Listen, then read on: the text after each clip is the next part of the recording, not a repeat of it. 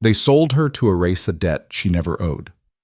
19-year-old Claire Whitmore stood trembling in a mansion that reeked of expensive cologne and old blood, about to become the unwilling bride of the city's most feared mafia boss. Everyone warned her that Damian Cross was a monster who destroyed everything he touched. But when he finally looked at her with those cold, calculating eyes, he didn't see a transaction. He saw something he'd been waiting for. And his first words weren't a threat. They were a promise that would change everything. No one will ever hurt you again. If you're hooked, stay until the end to see how this dangerous love story unfolds. And don't forget to hit that like button and comment what city you're watching from. I want to see how far Claire's story travels. The lawyer's office smelled like leather and lies. Claire Whitmore sat perfectly still in the uncomfortable chair, her hands folded in her lap to hide the trembling. She'd learned early that stillness could sometimes make you invisible, could sometimes make the bad things pass over you like you weren't even there. It hadn't worked when her parents died in the car crash 3 months ago. It hadn't worked when her Uncle Richard moved into their family home like a conquering army. And it definitely wasn't working now, as he signed away her entire future with the casual flourish of a man disposing of garbage. All very straightforward, the lawyer was saying, his voice professionally neutral as he shuffled papers across the mahogany desk. The young lady signs here, here, and here. The debt is transferred and considered paid in full upon completion of the marriage contract. Marriage contract. The words sat in Claire's stomach like stones. She was 19 years old.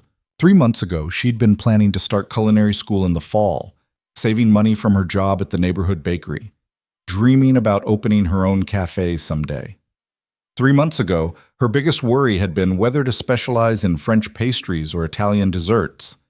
3 months ago, her parents had been alive. Now she sat in a lawyer's office while her uncle, her father's own brother, sold her like livestock to pay off gambling debts she'd only learned about yesterday. Claire, Richard's voice had that false patience that barely concealed his irritation. Sign the papers. She looked at him for the first time since they'd entered the office. Richard Whitmore had her father's eyes, but none of his warmth. Where her dad had laugh lines, Richard had the deep grooves of perpetual dissatisfaction. Where her dad had built a successful bakery through hard work and community connection, Richard had apparently built an impressive mountain of debt through poker games and bad investments. What happens if I don't? Claire's voice came out quieter than she'd intended, but at least it didn't shake. Richard's expression darkened. Then the people I owe money to will take it out of my hide. Is that what you want? Your own uncle beaten to death because you're too selfish to help family? Family. The word should have meant something, should have carried weight and warmth and safety. Instead, it was just another weapon he was using against her. You lost the bakery, she said, still speaking softly but feeling something hardening in her chest. Mom and Dad's bakery, the house, everything they built. All of it, gone, because you gambled with money that wasn't yours. I was trying to make investments. You were trying to get rich quick, Claire interrupted, and was surprised by the steadiness in her own voice. And now you're selling me to fix your mistakes. Richard leaned forward, his face flushing. You ungrateful little. You have no idea what I've sacrificed. Taking you in after the accident, feeding you, keeping a roof over your head. The roof that was already mine, Claire said. The house my parents left to me. Which you can't inherit until you're 21, Richard shot back. Until then, I'm your legal guardian, and you'll do what I say.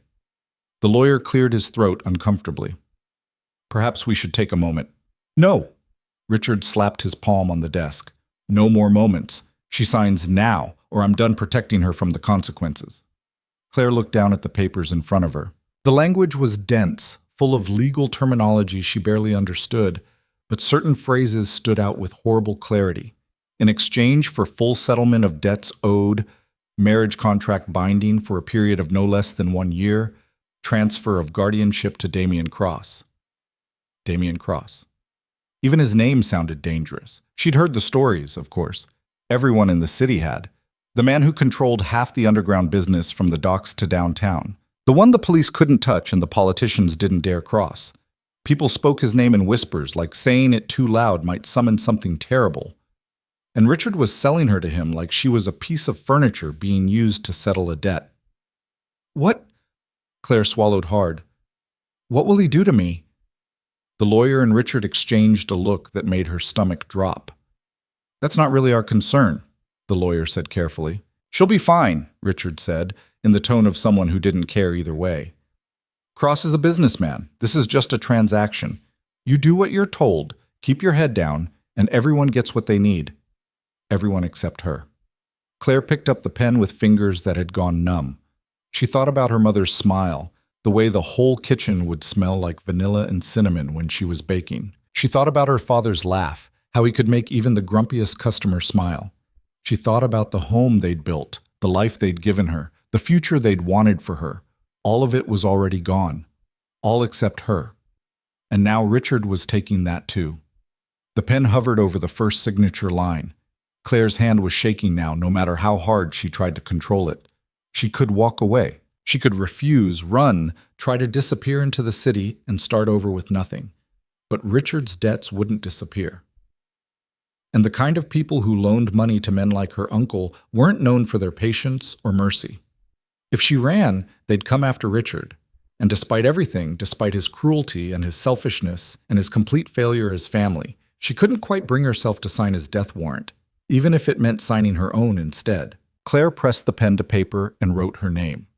Then again, and again. Each signature felt like giving away another piece of herself.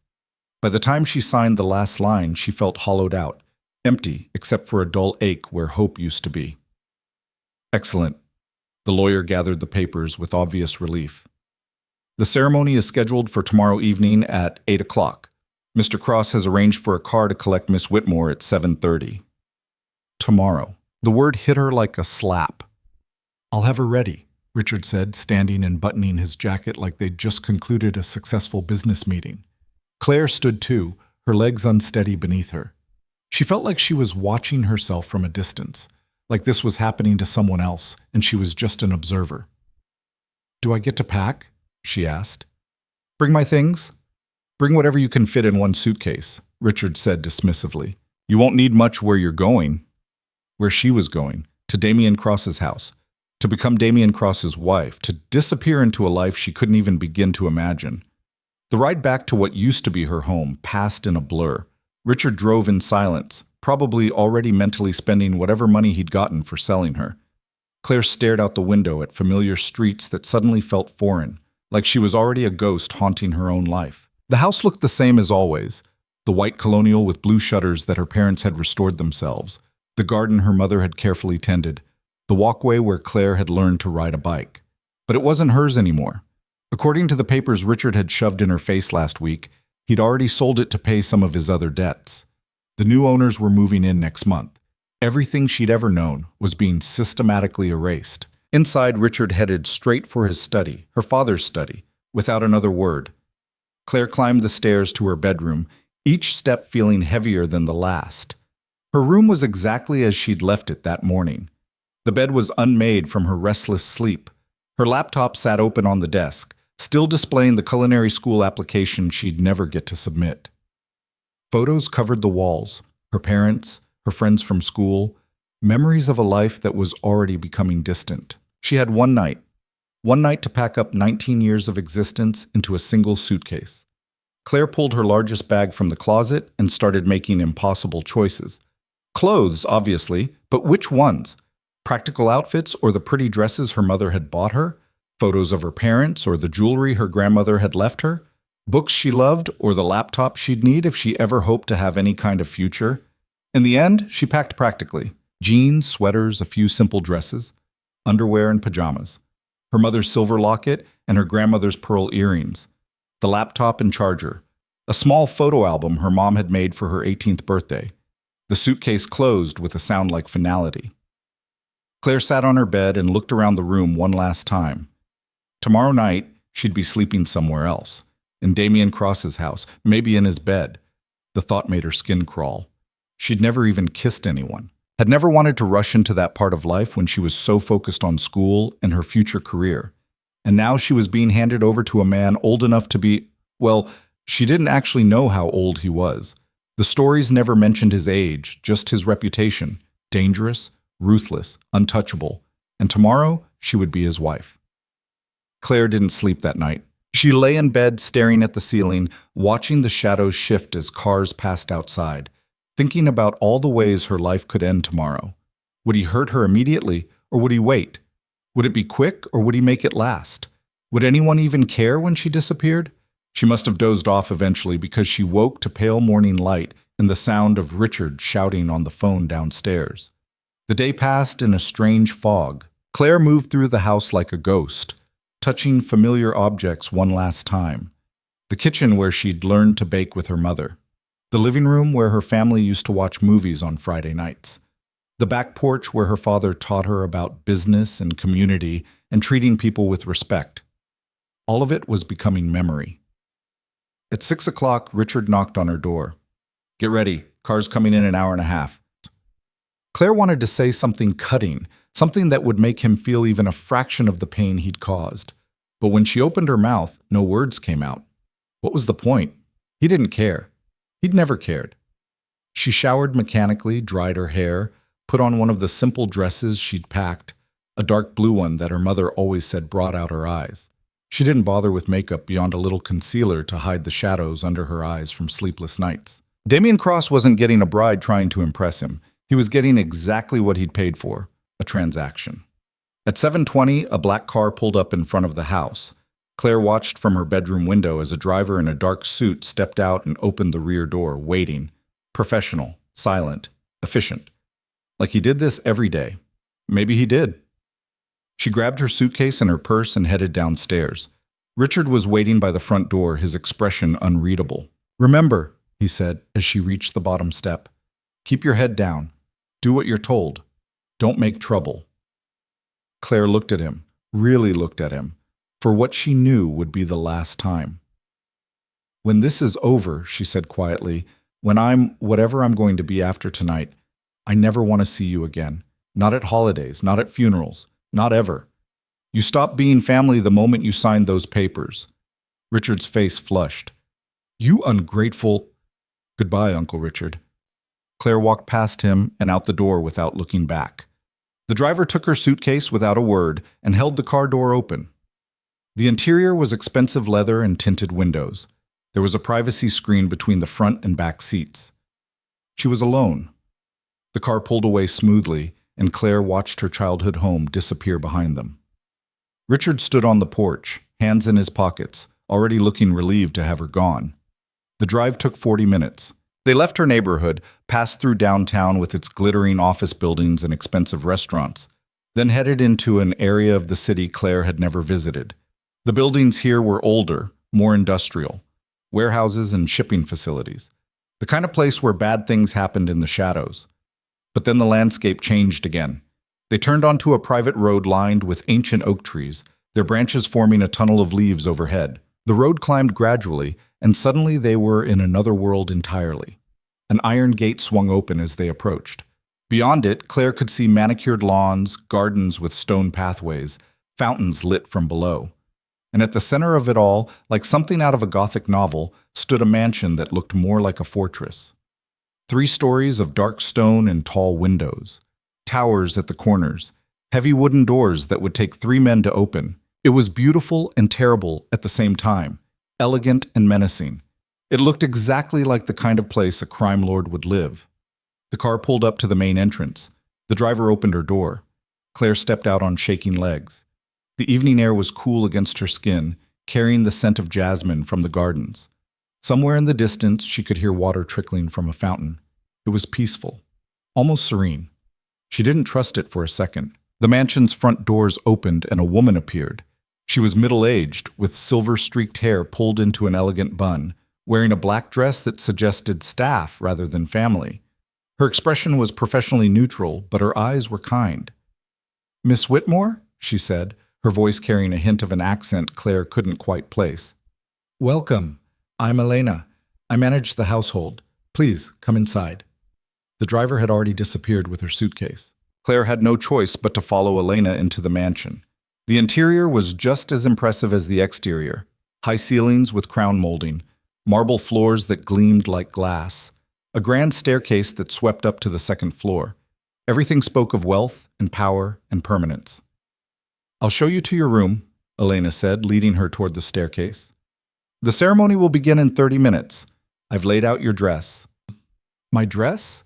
Claire followed her up the stairs, her voice echoing slightly in the vast space. Mr. Cross arranged for it to be made, Elena said. I took the liberty of selecting accessories as well. I hope they're to your taste. They reached the second floor and walked down a hallway lined with closed doors and expensive artwork. Elena stopped at a door near the end and pushed it open. The bedroom beyond was larger than Claire's entire bedroom back home. A four-poster bed dominated the space, dressed in white linens that looked like clouds. French doors opened onto a balcony overlooking the gardens, and spread across the bed was a wedding dress. Not white, ivory, with delicate lace and beading that caught the light. Simple but elegant. Exactly the kind of dress Claire would have chosen for herself if this were a real wedding instead of a transaction. I'll give you privacy to change, Elena said. I'll return in 20 minutes to help with your hair if you'd like. Then she was gone, closing the door softly behind her. Claire approached the dress slowly, as if it might bite. The fabric was silk, cool and smooth under her fingers. There were shoes too, ivory heels that would give her a few extra inches of height, and jewelry, pearl earrings, and a delicate bracelet. She felt like a doll being dressed for display. But what choice did she have? She was here. The papers were signed. There was no going back. Claire changed mechanically, trading her simple blue dress for the wedding gown. It fit perfectly, as if it had been made for her specifically, which it probably had been. How long had Damien Cross been planning this? How much had he paid her uncle? And why her? Why not one of the countless other women who would probably throw themselves at a man with his wealth and power? She was staring at her reflection in the full-length mirror when Elena knocked and entered. "Oh," the older woman said softly. "You look beautiful." Claire didn't feel beautiful. She felt like a lamb dressed for slaughter. Elena worked quickly and efficiently, pinning Claire's hair into an elegant updo that left a few loose curls framing her face. She applied subtle makeup, just enough to hide the exhaustion and fear, not enough to look artificial. "There," Elena said, stepping back. "Perfect." "Elena," Claire said, her voice barely above a whisper. "What's he like?" "Mr. Cross?" The older woman's expression became carefully neutral. "He's a fair employer." "That's not what I asked." Elena studied her for a long moment, then sighed softly. "He's a complicated man. Dangerous, yes, but not without honor in his way. He keeps his word, and he protects what's his." What's his? Like property, like a possession. Does he? Claire couldn't quite finish the question. "He hasn't had women here," Elena said, understanding. "If that's what you're worried about. He's very private. I've worked here for 5 years and I've never seen him with anyone." That should have been reassuring. Somehow it wasn't. A knock sounded at the door. "It's time," a male voice called from outside. Elena squeezed Claire's hand briefly. "Breathe. You're stronger than you think." Then she opened the door, and Claire's last few minutes of freedom ended. 2 men in dark suits waited in the hallway. Not threatening exactly, but clearly security. They fell into step on either side of her as she walked, boxing her in without touching her. They descended the grand staircase and turned down a different hallway. At the end, double doors stood open, revealing what looked like a private chapel. It was small, but elegant. Dark wood pews, stained glass windows, even though it was evening and they couldn't be properly appreciated, candles flickering in wall sconces. And at the altar, waiting with his back to her, stood a man. Claire's steps faltered. He was tall, she could tell even from behind, broad-shouldered in a perfectly tailored black suit. Dark hair, slightly too long to be conventionally proper. He stood perfectly still, his hands clasped behind his back, radiating an authority that needed no announcement. This was Damien Cross. The guards escorted her down the aisle. There was no music, no flowers, no guests except Elena, who had slipped into a pew near the back, and the 2 guards who stationed themselves by the door. This wasn't a wedding. It was a business transaction being given a legal veneer. As Claire approached the altar, Damien turned to look at her. She'd expected a monster, scars maybe, cold eyes, the hard face of a man who'd killed without hesitation. What she saw instead stole her breath. He was younger than she'd imagined, maybe early 30s, and handsome in a way that was almost unfair, with strong features and dark eyes that seemed to see everything. There was a hardness to him, yes, evidence of a life that hadn't been soft or easy. But there was also an intensity in the way he looked at her that made her feel like she was the only thing in the world that mattered. It should have been terrifying. It was terrifying. But it was also something else she couldn't quite name. A priest appeared from a side door, old with nervous hands and a voice that shook slightly as he began the ceremony. "Dearly beloved," the words washed over Claire like noise. She was too focused on the man standing beside her, who hadn't taken his eyes off her since she'd walked down the aisle. He didn't look at her like property. He looked at her like she was a puzzle he'd been trying to solve for a very long time. "Do you, Damien Alexander Cross, take this woman?" "I do." His voice was deep and sure, without hesitation. The priest turned to her. "Do you, Claire Elizabeth Whitmore, take this man?" Claire's mouth was dry. She could say no. She could turn and run, even though she'd never make it past the guards at the door. But what would be the point? The papers were signed. The debt was paid. There was nowhere for her to go. "I do," she whispered. "Then by the power vested in me, I pronounce you husband and wife. You may kiss the bride." The world seemed to stop. Damien stepped closer, giving her time to pull away if she wanted to. But there was nowhere to go, and they both knew it. His hand came up to cup her cheek, surprisingly gentle. Then he leaned down and pressed his lips to hers. It was brief, chaste even. But there was a possession in it that made Claire's heart race. When he pulled back, his thumb brushed across her cheekbone. "Hello, Claire," he said softly, and there was something in his voice that sounded almost like tenderness. Then he took her hand and led her out of the chapel, and she realized with numb certainty that her old life had just ended completely. Whatever happened next, she would face it as Damien Cross's wife. And heaven help her, she had no idea what that meant. But the reception, if it could be called that, was held in a dining room that looked like it belonged in a European palace. But it was just the two of them, seated at opposite ends of a table long enough to seat 20. With Elena overseeing staff who brought course after course of food Claire couldn't bring herself to taste. Damien ate calmly, occasionally glancing at her untouched plates. "You should eat," he finally said. His voice carried easily down the length of the table. "I'm not hungry." "You're terrified." The bluntness of it startled her into meeting his gaze. He was watching her with that same intense focus, as if she were a book he was determined to read. "Wouldn't you be?" Claire asked. "Probably." He set down his fork. "Let's dispense with the formalities, shall we? You have questions. Ask them." Claire's hands twisted in her lap beneath the table. There were so many questions she didn't know where to start. "Why me?" she finally asked. "My uncle has gambling debts all over the city. You could have collected 100 different ways. Why this?" "Because I wanted you."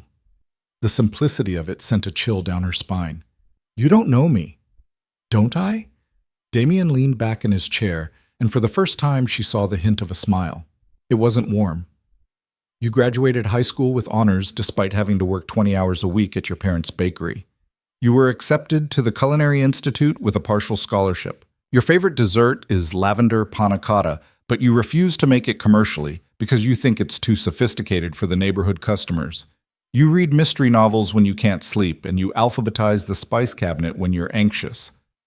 Claire felt the blood drain from her face. "How do you know that?" "I've known you for a very long time, Claire." His voice was quiet now, almost gentle.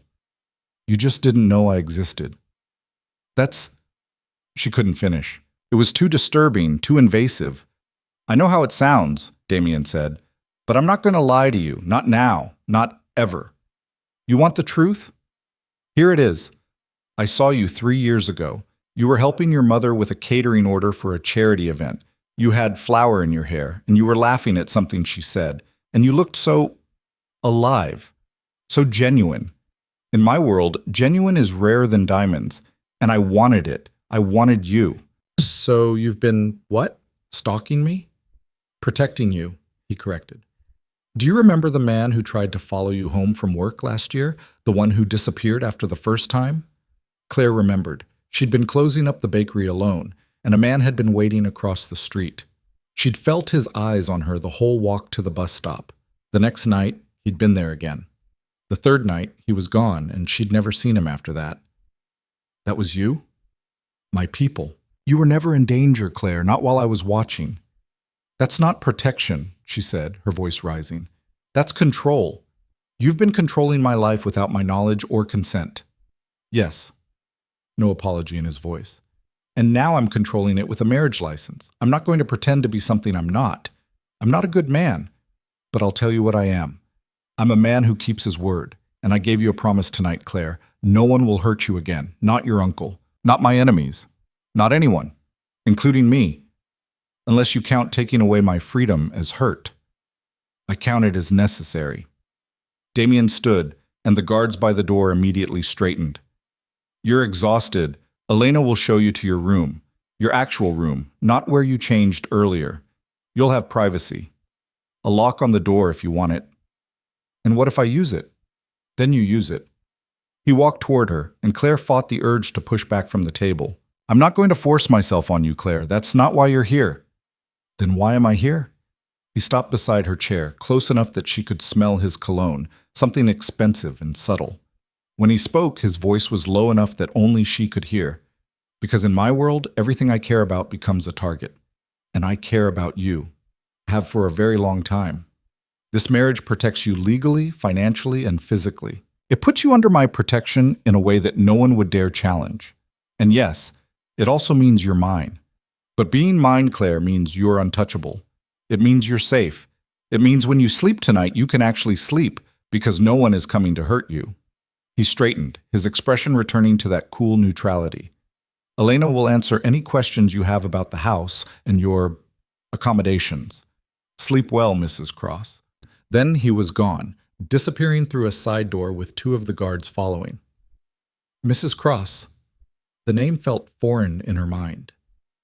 Elena appeared at her elbow. Come, let me show you to your suite. Claire followed numbly as Elena led her back upstairs, past the room where she'd changed earlier, to a door at the far end of the hallway.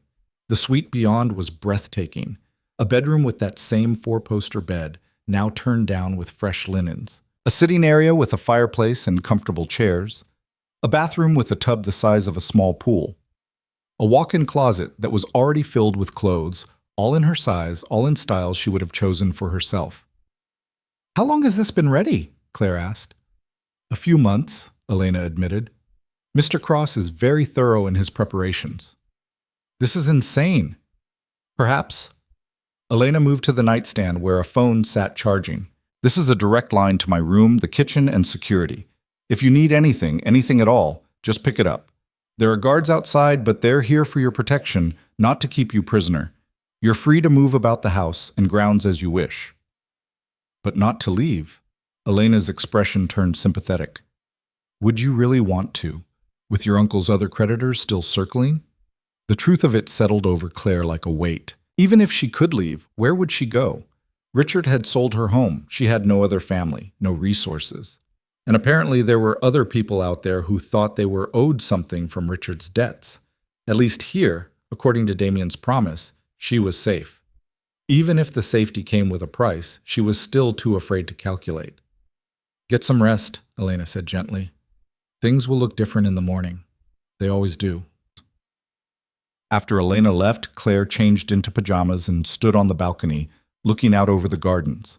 The night was quiet except for the sound of the fountains and distant traffic from the city beyond the estate walls.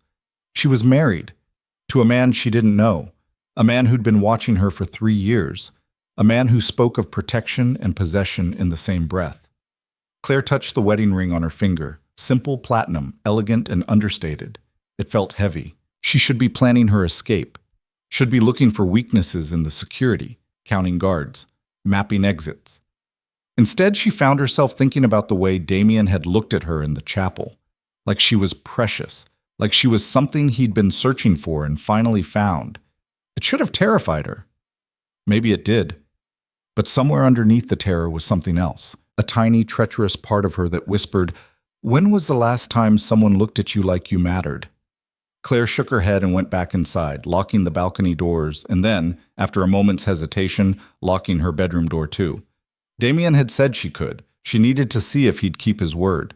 She climbed into bed, expecting to lie awake all night like she had the night before. But exhaustion finally caught up with her, and she drifted into an uneasy sleep. When she woke, sunlight was streaming through the windows, and there was a breakfast tray sitting on the table by the fireplace. The door was still locked. He'd kept his word. It was such a small thing, but somehow, in that moment, it felt like everything. Claire spent the first 3 days in her locked room like a prisoner who'd built her own cage. Elena brought meals on elegant trays that Claire barely touched. The older woman never commented on the locked door or the untouched food, just quietly replaced breakfast with lunch, lunch with dinner, day after day. The only words exchanged were Claire's polite thanks and Elena's gentle reminders that she was welcome anywhere in the house. But Claire couldn't bring herself to leave the safety of her suite.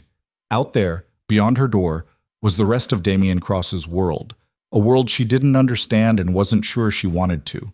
And here, at least, she could pretend she had some measure of control. On the fourth morning, she woke to find her breakfast tray accompanied by something new, a laptop, sleek and expensive, with a note in bold masculine handwriting. The password is your mother's maiden name. The internet is unrestricted. I meant what I said about not making you a prisoner. Claire stared at the note for a long time before opening the laptop. The screen came to life immediately, and she typed in her mother's maiden name with shaking fingers. It worked. She spent the next 2 hours testing the boundaries of her digital freedom. Her email accounts were still active. Social media still accessible. She could reach the outside world if she wanted to, could call for help. But who would she call? Her friends from high school had scattered to different colleges. Her coworkers from the bakery were good people, but not close enough to risk getting involved with a man like Damien Cross. And her uncle, the person who should have protected her, was the one who'd sold her in the first place. Claire closed the laptop and returned to staring at the ceiling, feeling the weight of her isolation settle over her like a blanket. She might not be locked in a dungeon, but she was still utterly alone. On the 5th day, Claire finally left her room. Not because she'd suddenly found courage, but because the walls were starting to close in, and she needed to remember what the sky looked like. She showered, dressed in jeans and a simple sweater from the mysteriously well-stocked closet, and unlocked her door with hands that trembled only slightly. The hallway was empty. Quiet. She'd half expected guards to be stationed outside her door, but there was no one. Just expensive carpet and elegant lighting and the distant sound of someone moving around downstairs. Claire made her way to the grand staircase and descended slowly, one hand trailing along the banister. The mansion felt different in daylight, less ominous, more like an actual home. She could see details she'd missed in her terrified haze on the wedding night. Family portraits on the walls, fresh flowers on the hall tables, morning light streaming through tall windows. She found Elena in what appeared to be a morning room, reviewing papers at a small desk. "Good morning," the older woman said, looking up with a smile that didn't quite hide her relief. "I was beginning to think you'd decided to become a permanent resident of the 2nd floor." "I needed some time," Claire said quietly. "Of course you did." Elena set aside her papers. "Would you like a proper breakfast? Something other than what I've been leaving outside your door?" Claire's stomach chose that moment to growl audibly, reminding her that she'd been barely eating for days. "That would be nice."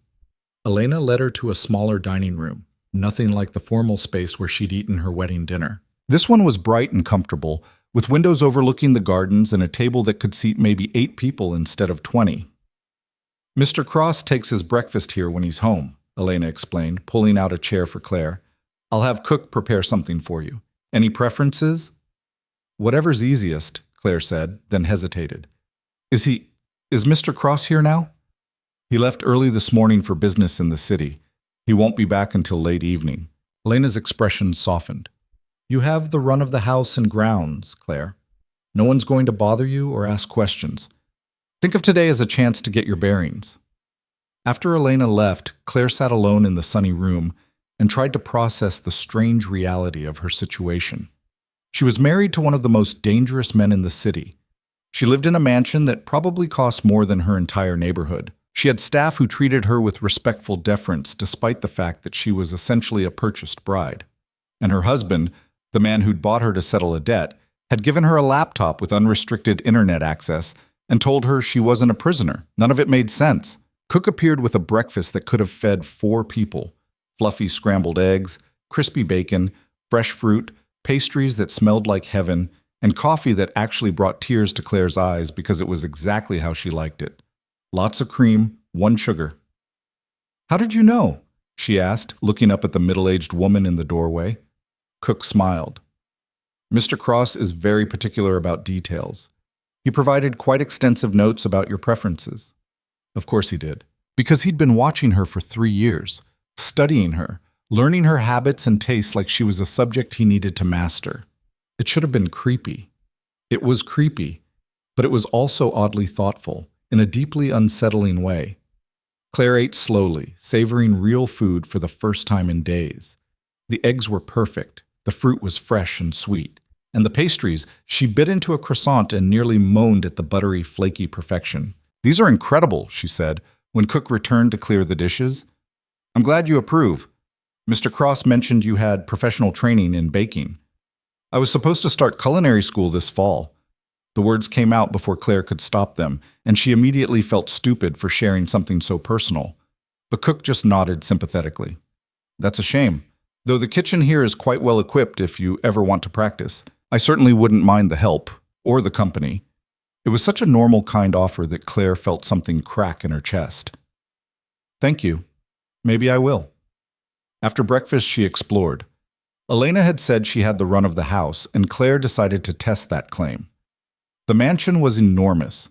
She found a library with floor-to-ceiling bookshelves that could have belonged to a university, a music room with a grand piano that looked like it was actually played, not just decorative, a gym that would have made a professional athlete jealous, a conservatory filled with exotic plants, and comfortable reading chairs.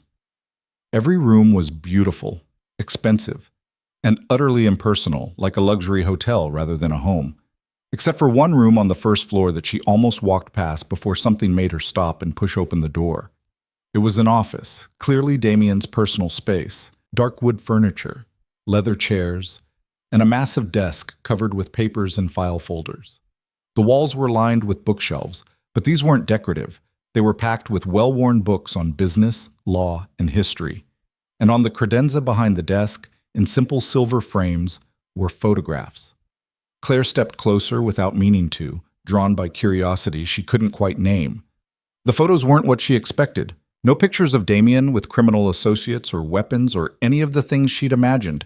Instead, there were family photos. A much younger Damien with an older couple who had to be his parents, all 3 of them smiling at the camera.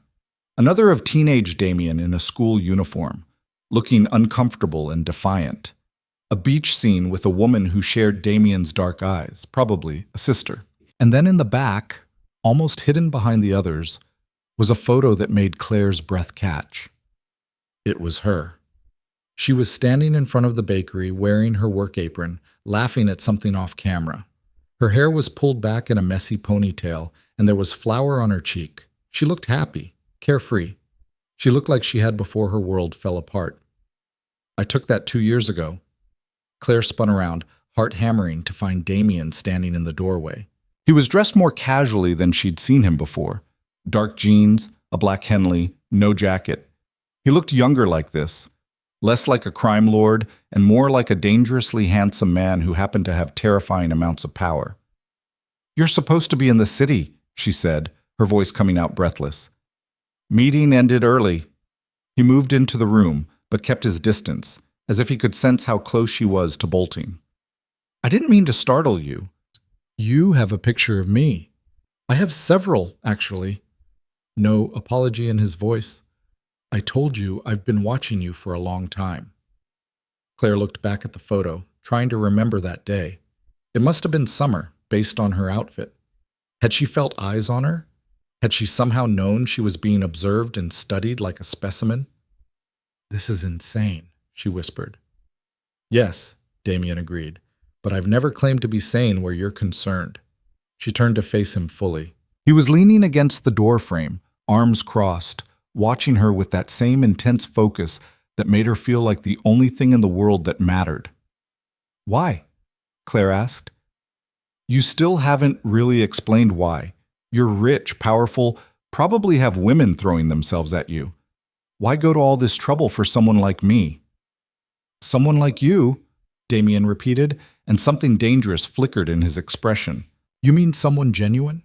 Someone who works hard and treats people with kindness even when the world hasn't been kind back? Someone who can make a stranger's day better with a smile and a fresh pastry? He pushed off the doorframe and took a step closer. In my world, Claire, everyone wants something. Everyone has an angle, a scheme, a price. Everyone is pretending to be something they're not. But you, another step. You are real. When you smile, you mean it. When you help someone, it's because you actually care, not because you're calculating what you'll get in return. Do you have any idea how rare that is? So you decided to own it? The words came out sharper than she intended. To own me? To protect it, Damien corrected quietly. To keep the world from destroying it, from destroying you. They stood there in tense silence, the weight of his obsession hanging in the air between them. I went to see your uncle yesterday, Damien said finally, changing the subject with jarring abruptness. Claire's stomach dropped. Why? Because he had some thoughts about renegotiating our arrangement. Apparently he's decided that since you're now married to a wealthy man, he should be entitled to additional compensation. He what? Don't worry, I corrected his misunderstanding. Damien's voice went cold in a way that sent shivers down Claire's spine. He won't be bothering you again. What did you do to him? Nothing permanent, just made it clear that our transaction was complete and final, and that if he or anyone in his household attempts to contact you or makes any claims on your parents' estate, the consequences will be severe. Claire should have felt relieved, should have been grateful that someone was standing between her and Richard's greed. Instead, she felt a complicated twist of emotions she couldn't quite name. The estate is gone. He sold everything. Actually, no. Damien moved to his desk and pulled out a folder. He sold the house and took a loan against the bakery, but the sale hasn't closed yet. I bought both properties. The house is currently being renovated. I thought you might want to move back in eventually, or sell it yourself and keep the money. The bakery is also being restored. It needs work, but it's structurally sound. Claire stared at him, unable to process what she was hearing. You bought my parents' house? And the bakery? I told you I protect what's mine. That includes your history, your memories, your heritage. Your uncle tried to erase all of it to cover his debts. I'm giving it back to you. Why would you do that? Damien looked at her like the question made no sense. Because it matters to you. That makes it matter to me. The simplicity of it was devastating. Claire felt tears burning behind her eyes and blinked them back furiously. She would not cry, would not give him the satisfaction of seeing how thoroughly he'd gotten under her skin. I don't understand you, she said, her voice shaking slightly. I know. Damien's expression softened into something that might have been regret. But you will, eventually. He held out the folder. The deeds are in your name. The properties are yours, legally and completely. Do whatever you want with them. Claire took the folder with numb fingers. Inside were official-looking documents with her name, her married name, Claire Cross, printed in bold letters. I should get back to work, Damien said, but I wanted to tell you in person and to see how you were settling in. I'm a prisoner with nice furniture and unrestricted Wi-Fi, Claire said flatly. You're a woman who's had her whole life turned upside down and is handling it with remarkable strength. He moved toward the door, then paused. For what it's worth, I know this isn't what you wanted. I know I'm not what you wanted, but I meant what I said on our wedding night. You're safe here, and whether you believe it or not, you're free to be yourself. To have opinions, to tell me to go to hell if that's what you're feeling, to make this space your own. And if I want to leave? Damien was quiet for a long moment. Then we'll have a conversation about the safest way to do that. But I won't lie to you, Claire. Right now, leaving would make you a target. Your uncle's other creditors have already been asking questions. My enemies would see you as a vulnerability they could exploit. Inside these walls, you're untouchable. Outside them, you'd be in danger. So I'm trapped. You're protected. There's a difference. After he left, Claire sank into one of the leather chairs and opened the folder with shaking hands. The documents were real, legal, binding. The house where she'd grown up, the bakery her parents had built, they were hers again. Damien Cross had given her back her heritage like it was nothing, like erasing her uncle's betrayal was just another business transaction. She didn't know whether to be grateful or terrified. The next 2 weeks passed in a strange rhythm that Claire was afraid to call normal but couldn't deny had a certain pattern to it. Mornings, she had the house mostly to herself. Damien left early for whatever business a crime lord conducted during daylight hours. Claire explored the estate, gradually mapping out the grounds and discovering hidden corners. A rose garden with benches perfect for reading, a greenhouse where an elderly gardener grew herbs and vegetables, a small pond with koi fish that didn't seem to mind when she sat nearby and talked to them about nothing. She also started spending time in the kitchen with Cook, whose actual name was Margaret. The woman was patient and kind, and she didn't ask questions when Claire showed up asking if she could practice her baking skills. "Mr. Cross mentioned you might want access to the kitchen," Margaret said, gesturing to the professional-grade equipment. "Everything's yours to use. I'd be delighted to have someone who actually knows what they're doing." So Claire baked. She made the lavender panna cotta that Damien somehow knew she loved. She perfected her croissant technique until Margaret declared them restaurant quality. She experimented with new recipes and old favorites, losing herself in the familiar alchemy of flour and sugar and heat. It was the closest she'd felt to normal since her parents died. Evenings were different. Damien came home around 7, and they had dinner together in the small dining room. Always just the two of them, with Elena supervising the service and then discreetly disappearing. The first few dinners were silent, awkward affairs where Claire pushed food around her plate, and Damien worked through papers while eating. But gradually, conversation began to emerge. "How was your day?" Damien asked one evening, and it was such a normal question that Claire almost laughed. "I made croissants," she said. "Margaret said they were perfect." "I know. I had one for breakfast. You're talented." "You ate one of my croissants?" "I eat everything you bake. Margaret saves me samples." He said it like it was obvious, like of course he'd want to taste everything she made. "That's..." Claire didn't know how to finish. Weird, sweet, possessive, all of the above? "I like knowing what you're doing," Damien said simply. "What makes you happy? What you create?" And somehow, over dinners and quiet conversations, Claire started to see glimpses of the man behind the reputation. Damien was intelligent, frighteningly so. He read voraciously, everything from history to philosophy to contemporary fiction. He had opinions on art, music, literature. He played piano, though he claimed to be out of practice.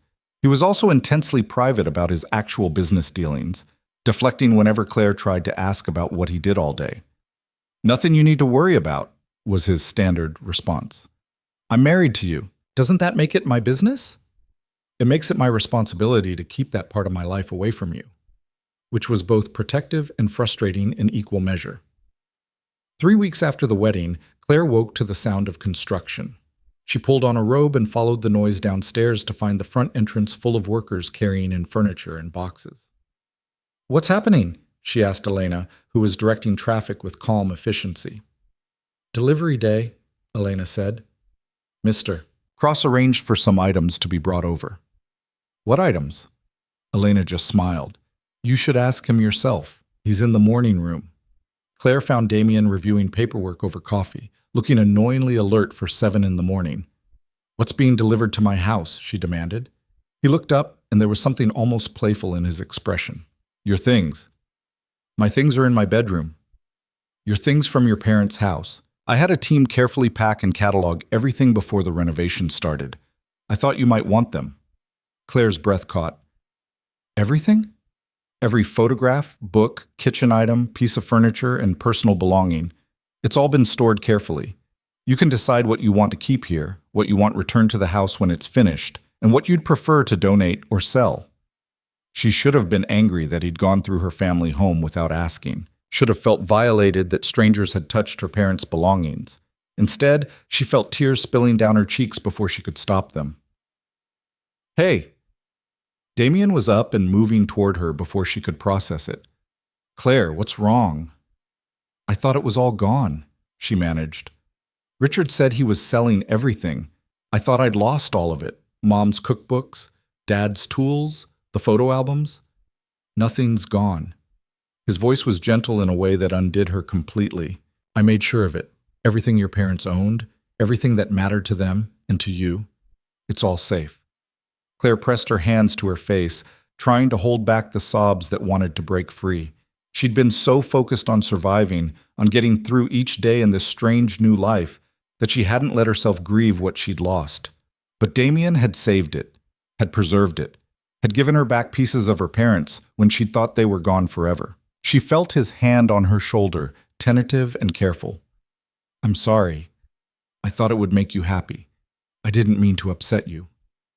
"I'm not upset." Claire lowered her hands and looked at him through tears. I don't know what I am, but it's not upset."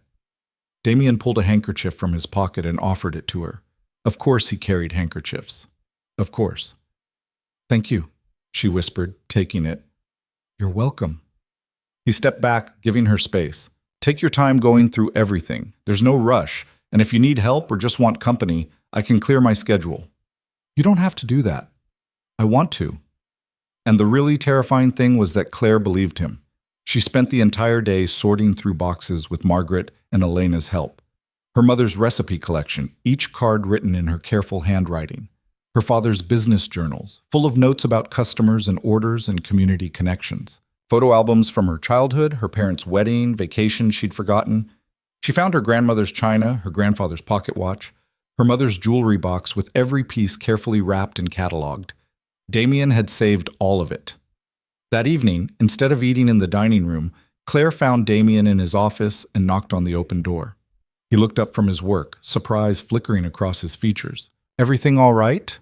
"I wanted to thank you," Claire said, properly, "for saving my family's things, for the house and the bakery, for—" She gestured helplessly. "All of it." "You don't need to thank me." "Yes, I do." She stepped into the office. "I know this marriage wasn't my choice. I know you basically bought me to settle a debt, but what you've given me, my heritage, my memories, a safe place to grieve, that's more than I had any right to expect." Damien stood, moving around the desk. "You had every right to expect it. You're my wife.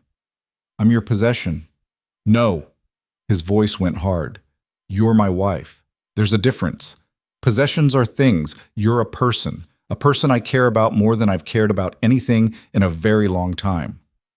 The intensity in his eyes made Claire's breath catch. "You don't really know me. I know you better than you think, and I'm learning more every day. The way you bite your lip when you're concentrating. How you organize the kitchen by frequency of use instead of alphabetically. That you talk to the koi fish when you think no one's listening. How you cry at night sometimes when you think the walls are thick enough to hide it." Claire flushed. "You can hear that?" "My room is next to yours. The walls are thick, but not that thick." He moved closer. "I know you're grieving. I know this life isn't what you wanted. But I also know you're strong enough to survive it. Strong enough to build something new from the ashes of what you lost." "I don't feel strong." Strength isn't about not feeling afraid or sad or angry. It's about feeling all of those things and still getting up the next morning, still making croissants and talking to fish and sorting through painful memories because they're all you have left of the people you loved. His hand came up to cup her cheek, the gesture now familiar from their wedding kiss. "You're the strongest person I know, Claire Cross." She should pull away, should maintain distance, should not be leaning into his touch like she was starving for human contact. But it had been so long since anyone had touched her with gentleness, since anyone had looked at her like she mattered. "I'm trying to understand you," she whispered, "trying to figure out if you're the monster everyone says you are, or something else entirely." "I'm probably both," Damien said honestly. "I've done terrible things, hurt people, made choices that would horrify you if you knew the details. But I'm also a man who keeps his word, who protects what's his. And you, Claire, you're mine, whether you accept that or not. Whether you ever come to care for me or spend the rest of your life resenting me, you're mine, and I will burn down the world before I let anyone hurt you." The possessiveness should have terrified her. Maybe it did, a little. But there was also something seductive about being claimed so completely by someone who had the power to back up his promises. "What if I hurt myself?" Claire asked. "What if I make stupid choices or take risks, or then I'll be there to catch you, or to help you pick up the pieces, or to stand back and let you learn if that's what you need?" His thumb brushed across her cheekbone. "I'm not trying to control you, Claire. I'm trying to give you the freedom to be who you are without fear. In a cage made of protection. In a fortress where nothing can touch you." He dropped his hand and stepped back. I know the difference is subtle, but it matters to me. Claire stood there for a long moment, processing everything he'd said. Then, before she could overthink it, she closed the distance between them and wrapped her arms around him in a brief, fierce hug. Damien went rigid with surprise, then carefully, tentatively, returned the embrace. "Thank you," Claire said against his chest. "For my family's things? For everything." Then she pulled away and left the office before he could respond, her heart pounding and her mind spinning with the realization that she was starting to see Damien Cross not as the monster who'd bought her, but as the man who'd saved her. And she had no idea what to do with that knowledge. The hug changed something between them, though Claire couldn't have said exactly what. In the days that followed, she found herself seeking out Damien's company instead of avoiding it. Not constantly, not dramatically, but in small ways that felt significant. She'd bring him coffee in his office when she made a fresh pot. He'd appear in the kitchen while she was baking and taste test her experiments without being asked. They started having breakfast together instead of just dinner, trading sections of the newspaper in comfortable silence. It felt dangerously close to normal. "I want to see the bakery," Claire announced one morning over eggs and toast. Damien looked up from the financial section. "All right. When?" "Today. Now. Before I lose my nerve." He studied her for a moment, then folded the paper and set it aside. "I'll have the car brought around." 20 minutes later, they were driving through the city in one of Damien's black SUVs, with 2 additional vehicles full of security following at a discreet distance. Claire watched the familiar streets pass by, feeling like a tourist in her own life. "How bad is it?" she asked as they turned onto the block where her parents' bakery had stood for 15 years. "Structurally sound, but cosmetically rough," Damien said. "Your uncle let maintenance slide for months before taking the loan. But the bones are good." The car pulled to a stop in front of a building covered in scaffolding and construction equipment. Claire's heart clenched at the familiar storefront, or what was left of it. The windows were boarded up, the awning torn and faded, the whole place looking abandoned and sad. But there were workers inside. She could see them through gaps in the boards, moving around with purpose. "Come on," Damien said, opening her door. "I'll show you what we're doing." Inside, the bakery was gutted down to the studs. Claire stood in the middle of what used to be the main customer area and felt tears burning behind her eyes. This was where her father had chatted with neighbors every morning, where her mother had displayed her best pastries in the glass cases, where Claire herself had learned to make change and smile at cranky customers, and understand that running a small business was about community as much as profit. Now it was just exposed brick and electrical wiring and the smell of sawdust. "I know it looks bad," Damien said quietly, standing close enough that she could feel his presence, but not touching her. "But look past the mess. Look at what it could be." A man in a hard hat approached them, nodding respectfully to Damien. "Mr. Cross, we're on schedule for the electrical work. The new ovens should be delivered next week." "Good. Claire, this is Marcus Hayes, the contractor overseeing the renovation. Marcus, my wife." Marcus's eyebrows rose slightly at the introduction, but he recovered quickly and extended a hand. "Pleasure to meet you, Mrs. Cross. Your husband's been very specific about maintaining the original character of the space while upgrading all the equipment." "New ovens?" Claire looked at Damien. "Professional grade. The same models used in top bakeries across the country. I had Margaret consult on the specifications." He gestured around the space. "We're keeping the original layout as much as possible, but updating everything that's worn or outdated. New plumbing, new electrical, new HVAC.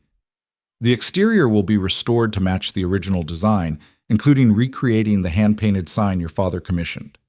Claire walked to where the counter used to be, running her hand along the exposed brick. "You're doing all this even though I might never reopen it?" "I'm doing this because it matters to you," Damien corrected. "What you choose to do with it afterward is entirely your decision."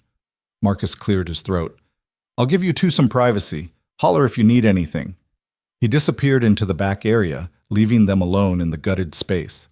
Claire turned in a slow circle, trying to imagine the bakery as it had been, as it could be again. "My parents started this place with almost nothing. Dad worked construction during the day and baked at night until they could afford to open full-time. Mom handled all the business side, the books and ordering and customer relations. They built something real here, something that mattered to people." "I know," Damien said. "I read the articles about them. The neighborhood association gave your father an award for community service. Your mother was on the board of 3 different charities.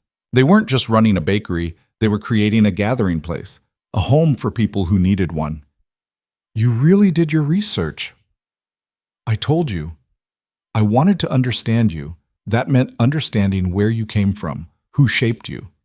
He moved to stand beside her, both of them facing the empty space. They sound like remarkable people. They were. Claire's voice caught. And Richard destroyed everything they built in less than 6 months. No. Damien's voice went hard. Richard damaged it, but he didn't destroy it. You're still here. The building's still here. The recipes are still in those boxes we unpacked. The community that loved this place is still out there. Nothing's destroyed, Claire.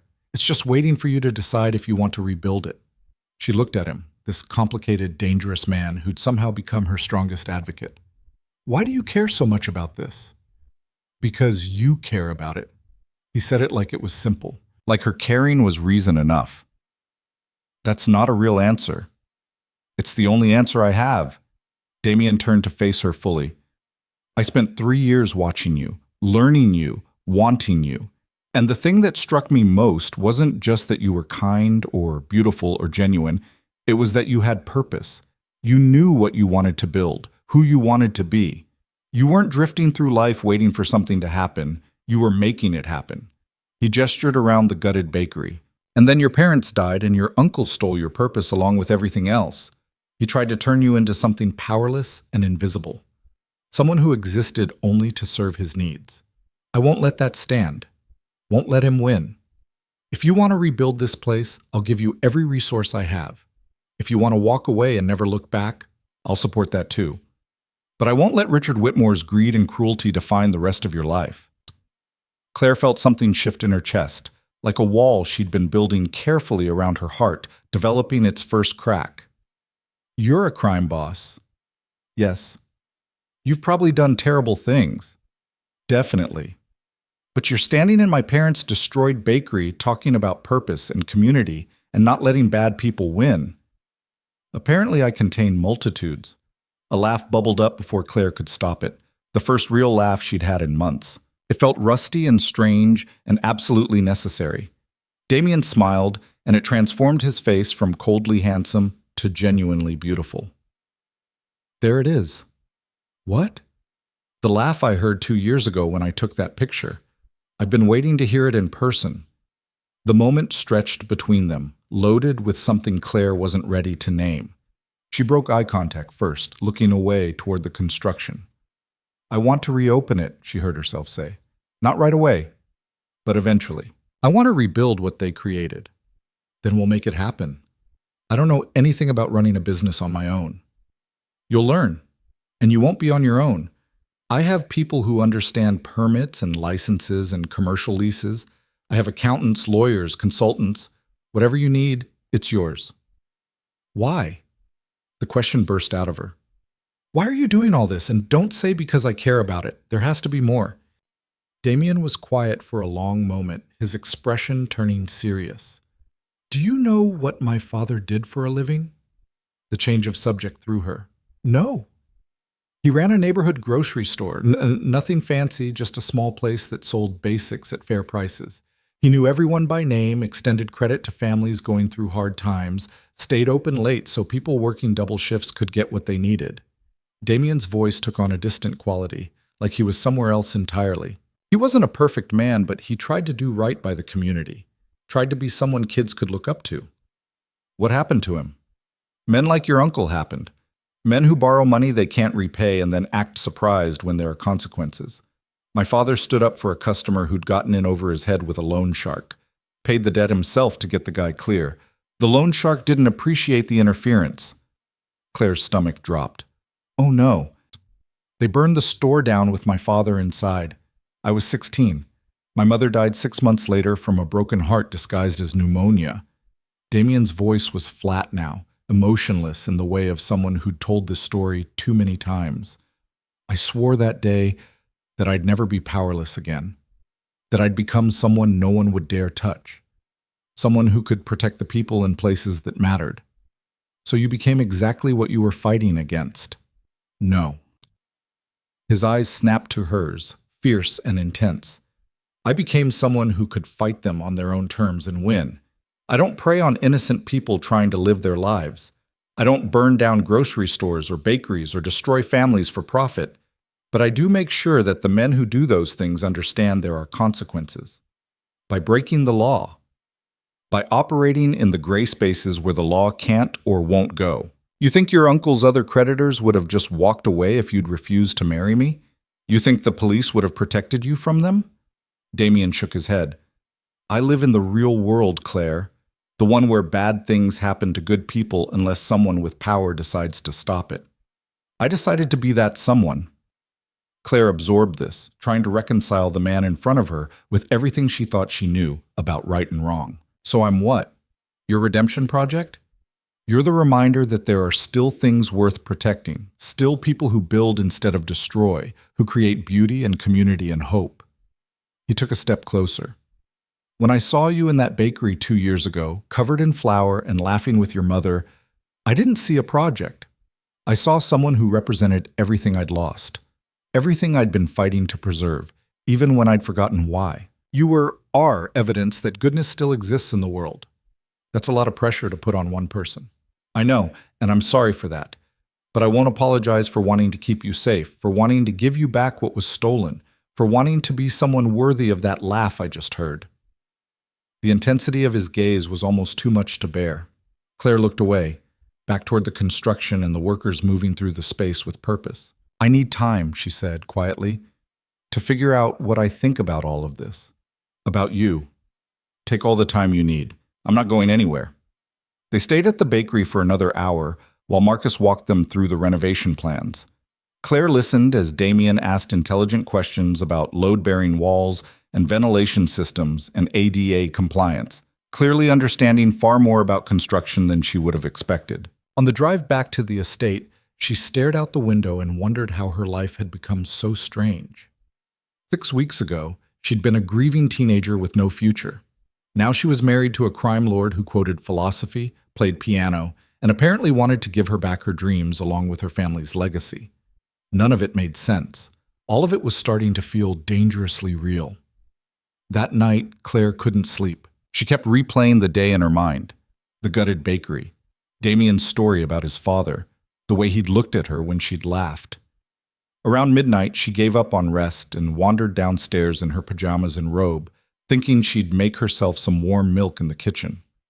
She was halfway down the hall when she heard it. Piano music, soft and melancholy, drifting from the music room. Claire followed the sound and found the door slightly ajar. Through the gap, she could see Damien sitting at the grand piano, playing with his eyes closed. He was still dressed in the clothes he'd worn to the bakery, minus the jacket, his sleeves rolled up to reveal forearms that were more muscular than she'd realized. The music was beautiful and sad, something classical she didn't recognize but felt in her chest. She must have made a noise because Damien's eyes opened and his hand stilled on the keys. "I'm sorry," Claire said quickly. "I didn't mean to interrupt." "You're not." He shifted slightly on the bench. "Can't sleep?" "Too much on my mind." She hesitated in the doorway, unsure if she was welcome. "You play beautifully." "My mother insisted I learn, said every child should understand at least one form of artistic expression." A ghost of a smile crossed his face. "I hated the lessons at the time. Now they're one of the few things I have left of her." Claire moved into the room without quite deciding to, drawn by the vulnerability in his voice. "What were you playing?" "Chopin. Nocturne in E-flat major. It's—" He paused, searching for words. "It's what longing sounds like, if longing could be music." "That's beautiful." "That's Chopin." Damien patted the bench beside him. "Sit. I'll play something less melancholy." She should have said no. Should have maintained the distance that was the only protection she had left. But her feet carried her to the piano bench, and she sat down, close enough to feel the warmth of him. Damien's hands returned to the keys, and this time the music was lighter, almost playful. Claire watched his fingers move with practiced precision, finding it easier to study his hands than his face. "Do you play?" he asked without looking away from the piano. "No, my parents wanted me to, but I was more interested in baking than music." I could teach you, if you wanted. Why would you do that? Because you're my wife, and I'd like to share things with you that matter to me. He finished the piece and turned to look at her. Is that so hard to believe? Yes, Claire wanted to say, because you're supposed to be a monster, because I'm supposed to be your victim, because none of this is supposed to feel like it's starting to feel. Instead, she said, play something else. So he did, piece after piece, filling the quiet house with music, while Claire sat beside him and tried to understand how the man who'd essentially bought her had become the person she most wanted to talk to. I think I'm starting to understand you, she said during a pause between songs. And that terrifies me. Damien's hand stilled on the keys. Why?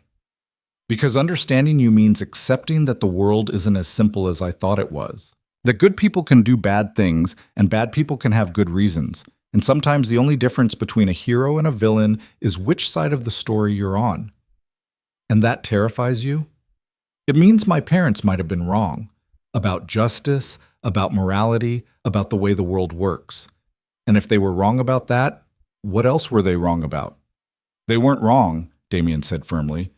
They just had the luxury of living in the light, of building something good in a place where good things were allowed to exist. Some of us don't have that luxury. Some of us have to operate in the shadows to make sure the light doesn't go out. Claire turned to face him fully. Is that what you tell yourself? That you're protecting the light? It's what I know to be true. His hand came up to cup her cheek, the gesture becoming familiar now. Your parents were right about everything that mattered. Kindness, community, building something that helps people. They just never had to defend those things against people who wanted to destroy them. I do. Every day. And you think that justifies everything you've done? I think it explains it. Justification is for people with consciences clean enough to need it. Mine stopped being clean a long time ago. They sat there in the quiet music room, the piano silent now, the air between them charged with something Claire didn't have words for. I should go to bed, she whispered, but she didn't move. You should, Damien agreed, but his hand didn't drop from her face. This is a bad idea. Probably. You're dangerous. Definitely. I still don't trust you completely. I know. His thumb brushed across her cheekbone. But you're starting to. And that was the terrifying truth of it. Against all logic and self-preservation, Claire was starting to trust the man who'd bought her like property. Starting to believe that his obsession with her came from something deeper than possession. Starting to wonder what it would be like to stop fighting and just let herself fall into whatever this was becoming.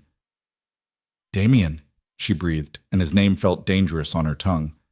Claire. The way he said it made it sound like a prayer and a promise. She didn't know which one of them moved first. Maybe they both did. Meeting in the middle in a kiss that was nothing like the brief, formal press of lips at their wedding. This was heat and want, and months of tension finally finding release. His hand slid into her hair while hers clutched at his shoulders, and for a moment the world narrowed to just this, the taste of him, the strength of him, the overwhelming rightness of being held by someone who'd made her safety his mission. When they finally broke apart, both breathing hard, Damien rested his forehead against hers. Tell me to stop, he said roughly. Tell me this is too fast and I'll walk away right now. Claire should have said it, should have rebuilt her walls and retreated to the safety of her locked bedroom. Instead, she kissed him again. The next morning, Claire woke in her own bed with sunlight streaming through the windows, and the memory of Damien's hands on her skin making her blush. They hadn't gone far, just kissing on the piano bench until she'd pulled back and said she needed to think, and he'd let her go without protest. But it had been enough to change everything. She was falling for her husband, the crime lord who'd bought her, the obsessive man who'd been watching her for years, the complicated, dangerous person who played Chopin in the middle of the night and remembered how she took her coffee. It should have felt like a betrayal of everything her parents had taught her about right and wrong. Instead, it felt like the first real choice she'd made since the wedding. Claire was in the kitchen helping Margaret prep for lunch when Elena appeared in the doorway, her expression troubled. Claire, you have a visitor. A visitor? She set down the knife she'd been using to chop vegetables. Who? Your uncle. Elena's voice was carefully neutral. He's at the front gate. The guards won't let him through without your permission. Claire's stomach dropped. Richard's here? Apparently he's been calling the house for days, but we were instructed not to put him through. Now he's shown up in person. Where's Damien? In a meeting in the city. I've already sent word, but it will take him at least 30 minutes to get back. Claire wiped her hands on a towel, her mind racing. She could refuse to see Richard, could have the guards turn him away. But part of her, the part that had spent the last 6 weeks rebuilding her strength, wanted to face him, wanted to look him in the eye and show him that he hadn't broken her. I'll see him, she said, in the front room, with the guards present. Elena looked like she wanted to argue, but nodded. I'll have them bring him in.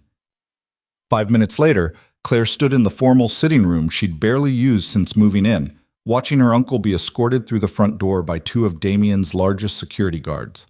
Richard looked diminished somehow, smaller than she remembered.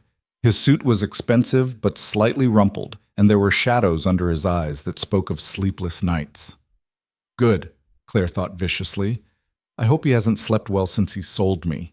Claire, Richard said, trying for a smile that didn't reach his eyes. You look well. What do you want, Richard? The smile faltered. Is that any way to greet family? You stopped being family when you forged my signature on loan documents and sold me to pay your debts. Claire kept her voice level, proud that it didn't shake. So I'll ask again. What do you want? Richard's expression hardened. I want what's fair, what's owed to me. You were paid. The debt was settled. That was before I knew you'd married into serious money. He gestured around the elegant room. Look at this place, Yeech.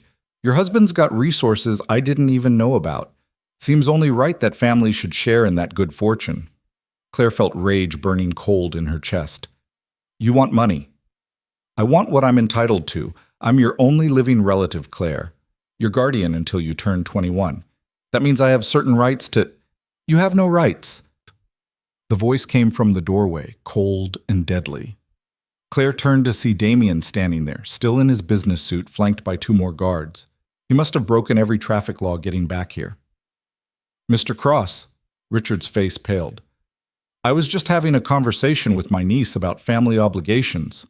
The only obligation you have, Damien said, walking into the room with the controlled grace of a predator, is to get the hell off my property and never come back. Now see here. No, you see here. Damien stopped between Claire and Richard, physically blocking the older man from her. I paid your debts. All of them. I gave you significantly more than Claire was worth on any legitimate market, and I did it to spare her the pain of watching you destroyed. But apparently mercy was wasted on you. I have rights as her legal guardian. You have nothing. Damien pulled out his phone and brought up something on the screen. This is a signed affidavit from Claire terminating your guardianship and transferring all legal authority to me as her husband. It's been filed with the court and is legally binding. You have no claim on her, her inheritance, or anything else. Richard's face flushed red. You can't do that. I already did. You have 10 seconds to leave voluntarily before I have you removed. Claire. Richard tried to look around Damien. You can't let him do this. I'm family. I took you in when your parents died. You moved into my house and stole everything they built. Claire stepped out from behind Damien, needing her uncle to see her clearly. You gambled away their life's work. You sold their home. And then you sold me like I was just another asset to liquidate. You're not family, Richard. You're just a greedy, pathetic man who destroyed everything good he ever touched. Your father would be ashamed of you, Richard spat. Married to a criminal, living in luxury built on blood money, my father would be ashamed of you, Claire shot back. His own brother, who couldn't even wait until he was cold in the ground before robbing his daughter blind. Get out of my house. Get out of my life. And if you ever try to contact me again, I'll let my husband handle it his way instead of mine. Richard looked between them, seeming to finally understand that he was outmatched. You'll regret this, both of you. The only thing I regret, Damien said quietly, is not making you suffer more for what you did to her. Now get out before I change my mind about mercy. The guards moved forward, and Richard had no choice but to leave. Claire watched through the window as he was escorted to his car and driven off the property, her hands shaking with adrenaline and relief and rage. Are you all right? Damien's voice was gentle now, the coldness gone. I don't know. Claire turned to face him. I think so. I needed him to see that he didn't break me, that I'm still here, like, you're more than still here. Damien pulled her into his arms and Claire let herself lean against his solid warmth. You're stronger than he could ever imagine. Because of you. No, because of who you've always been. I just gave you a safe place to remember it. They stood there for a long moment, Claire drawing strength from his presence and trying to process what had just happened. She'd faced Richard, stood up to him, told him exactly what she thought of his betrayal, and she'd won. Thank you for the guardianship thing, she said into his chest. I didn't know you'd done that. I did it weeks ago. Wanted to make sure he couldn't use any legal claims to cause trouble. Damien's hand moved in soothing circles on her back. You're legally emancipated now, free to make your own choices. Except for the being married part. Except for that. She felt him smile against her hair. But for what it's worth, I'm glad you are. Married to me, I mean. Claire pulled back enough to look at him. Yeah? Yeah. His hand came up to cup her face in that gesture she was learning to crave. Last night wasn't just about wanting you, Claire, though I do. Want you. But it was also about recognizing that somewhere in the last 6 weeks, this stopped being a transaction and started being something real. Something real, Claire repeated. Like what? Like a partnership. Like two people who maybe didn't choose each other in the traditional way, but are choosing each other now. Choosing to build something together. I don't know how to do that. How to be a Mafia wife or whatever I am. You're not a Mafia wife. You're my wife. And you don't have to be anything other than yourself. Damien's thumb brushed across her cheekbone. I don't want you involved in my business. Don't want that darkness touching you. But I do want you in my life. In my home. Building your bakery. Creating your future, being the reminder that there's still good worth fighting for. Claire felt tears burning behind her eyes. You make it sound so simple. It is simple. Everything else is complicated, but what I feel for you is the simplest thing in the world. And what do you feel? Like I've been waiting my whole life for something I didn't know I needed until I saw you. Like every terrible thing I've done and every dark choice I've made was worth it, because it led me to you. Like I would burn down the entire city before I let anyone hurt you. His voice dropped lower. Like I'm falling in love with you, and I don't know how to stop even if I wanted to. The words hung in the air between them, massive and terrifying and absolutely true. Claire should have run, should have protected herself from the intensity of his devotion. Instead, she kissed him. And this time, when he lifted her into his arms and carried her upstairs, she didn't ask him to stop. The next 3 weeks felt like living in a different world. Claire moved her things from the guest suite to Damien's bedroom without anyone making a big deal about it. She just started staying, and he welcomed her with a quiet intensity that made her heart race every time he looked at her. They fell into new rhythms, mornings tangled together in sheets that smelled like him, shared showers where he washed her hair with surprising gentleness, breakfast where they read the paper and stole glances over coffee cups. Then he'd leave for whatever business required his attention, and she'd spend the day at the bakery overseeing renovations, or in the kitchen perfecting recipes, or simply existing in a space that finally felt safe. And every evening, he came home to her. Not to his house, or his staff, or his empire, but to her specifically. She could see it in the way his face softened when he walked through the door, and found her curled up reading, or baking, or just waiting, like she was the prize at the end of every difficult day. It should have felt suffocating. Instead, it felt like being cherished. I need to tell you something, Damien said one night as they lay in bed, Claire's head on his chest and his fingers drawing lazy patterns on her shoulder. That sounds ominous. It's just information, but it's important. He was quiet for a moment, choosing his words carefully. There's a man named Adrian Vale. He's been one of my lieutenants for about 5 years. Smart, capable, ambitious. Claire felt tension creeping into his body beneath her cheek. Okay. He's been making noise lately about thinking I've gone soft. That marriage has made me weak, distracted from business. Has it? She tilted her head to look at him. Made you weak? It's made me careful in ways I wasn't before. Made me think twice about risks I might have taken without hesitation. Damien's hand stilled on her shoulder. Because now I have something to lose that actually matters. So he's right. He's wrong about what it means. Being careful isn't the same as being weak. Having something to protect makes you more dangerous, not less. His voice took on an edge. But Adrian doesn't see it that way. And he's been testing boundaries, pushing limits, trying to see if he can find a vulnerability he can exploit. Claire pushed herself up on one elbow, studying his face in the dim light from the window. Why are you telling me this? Because I need you to be careful. More careful than you've been. No more going places alone. No more assuming that being my wife makes you automatically safe everywhere. You said being yours made me untouchable. In my world, yes. Among people who understand what it means to cross me. But Adrian's smart enough to know that the best way to hurt me isn't a direct attack. It's going after the thing I value most. He cupped her face in his hands. You need to understand that you're not just my wife anymore. You're leverage. You're the weakness every enemy I've ever made will be looking for. Fear coiled in Claire's stomach. Maybe we should, I don't know, be more discreet about how we feel about each other? It's too late for that. Anyone with eyes can see how I look at you. And I'm not going to pretend I don't love you just to maintain some illusion of invulnerability. He pulled her down to kiss her softly. I'm just telling you to be smart. Stay on the estate unless you have security with you. Let the guards do their job. Trust that I've got people watching for threats. This is what you meant about living in a cage made of protection. This is what I meant about keeping you safe in a world that wants to destroy anything I care about. Damien's expression was grim. I'm sorry. I wish I could give you normal. Give you the life you deserved, where you could go wherever you wanted without armed guards.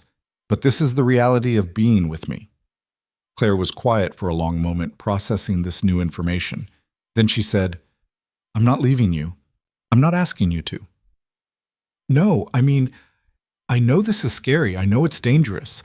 But I'm not going to run away because your world is complicated and threatening. You didn't run from my grief or my anger or any of the hard parts of me.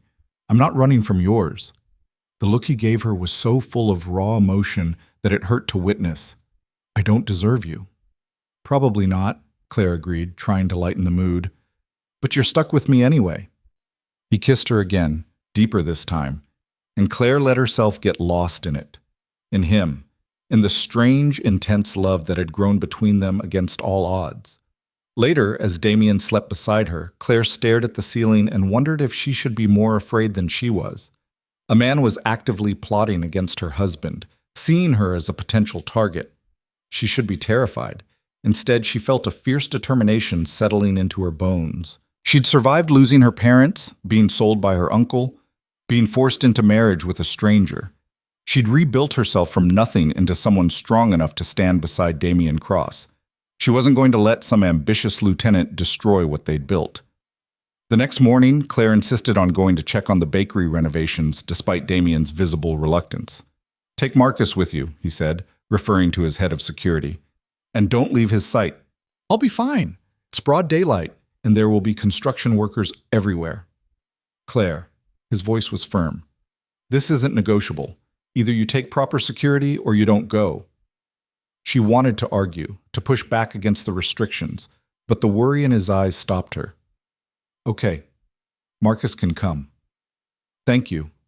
He kissed her forehead. I'll try to meet you there around noon. The ride to the bakery was uneventful. Marcus sat in the front passenger seat while another guard drove, both of them alert but not obviously threatening. Claire watched familiar streets pass by and tried to remember when she'd started thinking of Damien's estate as home instead of this neighborhood where she'd grown up. The bakery was a revelation. In the weeks since she'd last visited, the renovations had progressed dramatically. The new ovens were installed, gleaming and professional. The counters were in place, the flooring laid, the walls painted a warm cream that made the whole space feel inviting. Mrs. Cross, the contractor greeted her. Perfect timing. We just finished the display cases this morning. Claire walked to the front windows where new glass cases stood exactly where the old ones had been. They were beautiful, temperature-controlled, well-lit, designed to showcase baked goods to their best advantage. They're perfect, she breathed. Your husband was very specific about the details. Said they had to match your mother's original vision, but with modern efficiency. Of course he did. Because Damien remembered everything, noticed everything, cared about every detail of the things that mattered to her. Claire spent the next hour walking through the space with the contractor, discussing final touches and timeline. They were ahead of schedule, Another month, maybe 6 weeks, and the bakery would be ready to reopen. The thought filled her with equal parts excitement and terror. Could she really do this? Run her parents' business without them? Live up to their legacy while making it her own? "You look worried," Marcus observed as they stood in what would be the kitchen prep area. "I'm terrified," Claire admitted. "What if I fail? What if I'm not good enough?" Mr. Cross doesn't invest in failures. If he believes you can do this, you probably can. It was oddly reassuring coming from the stoic head of security. "Thanks, Marcus." "Just the truth, ma'am." They were preparing to leave when Claire noticed a car parked across the street, a sleek black sedan with tinted windows that hadn't been there when they arrived. Something about it made her uneasy.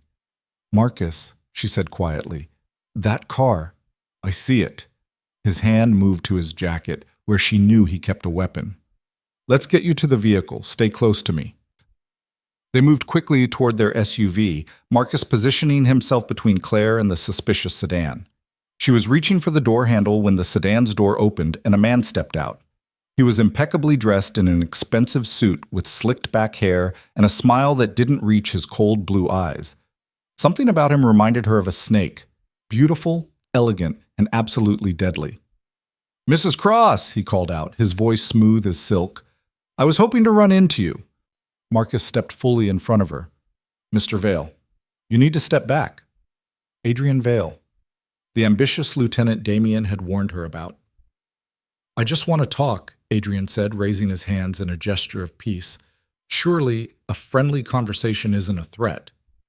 "Mr. Cross was clear about his wife not being approached," Marcus said firmly. "Mr. Cross isn't here, is he? And I'm not approaching. I'm standing on a public street having a conversation."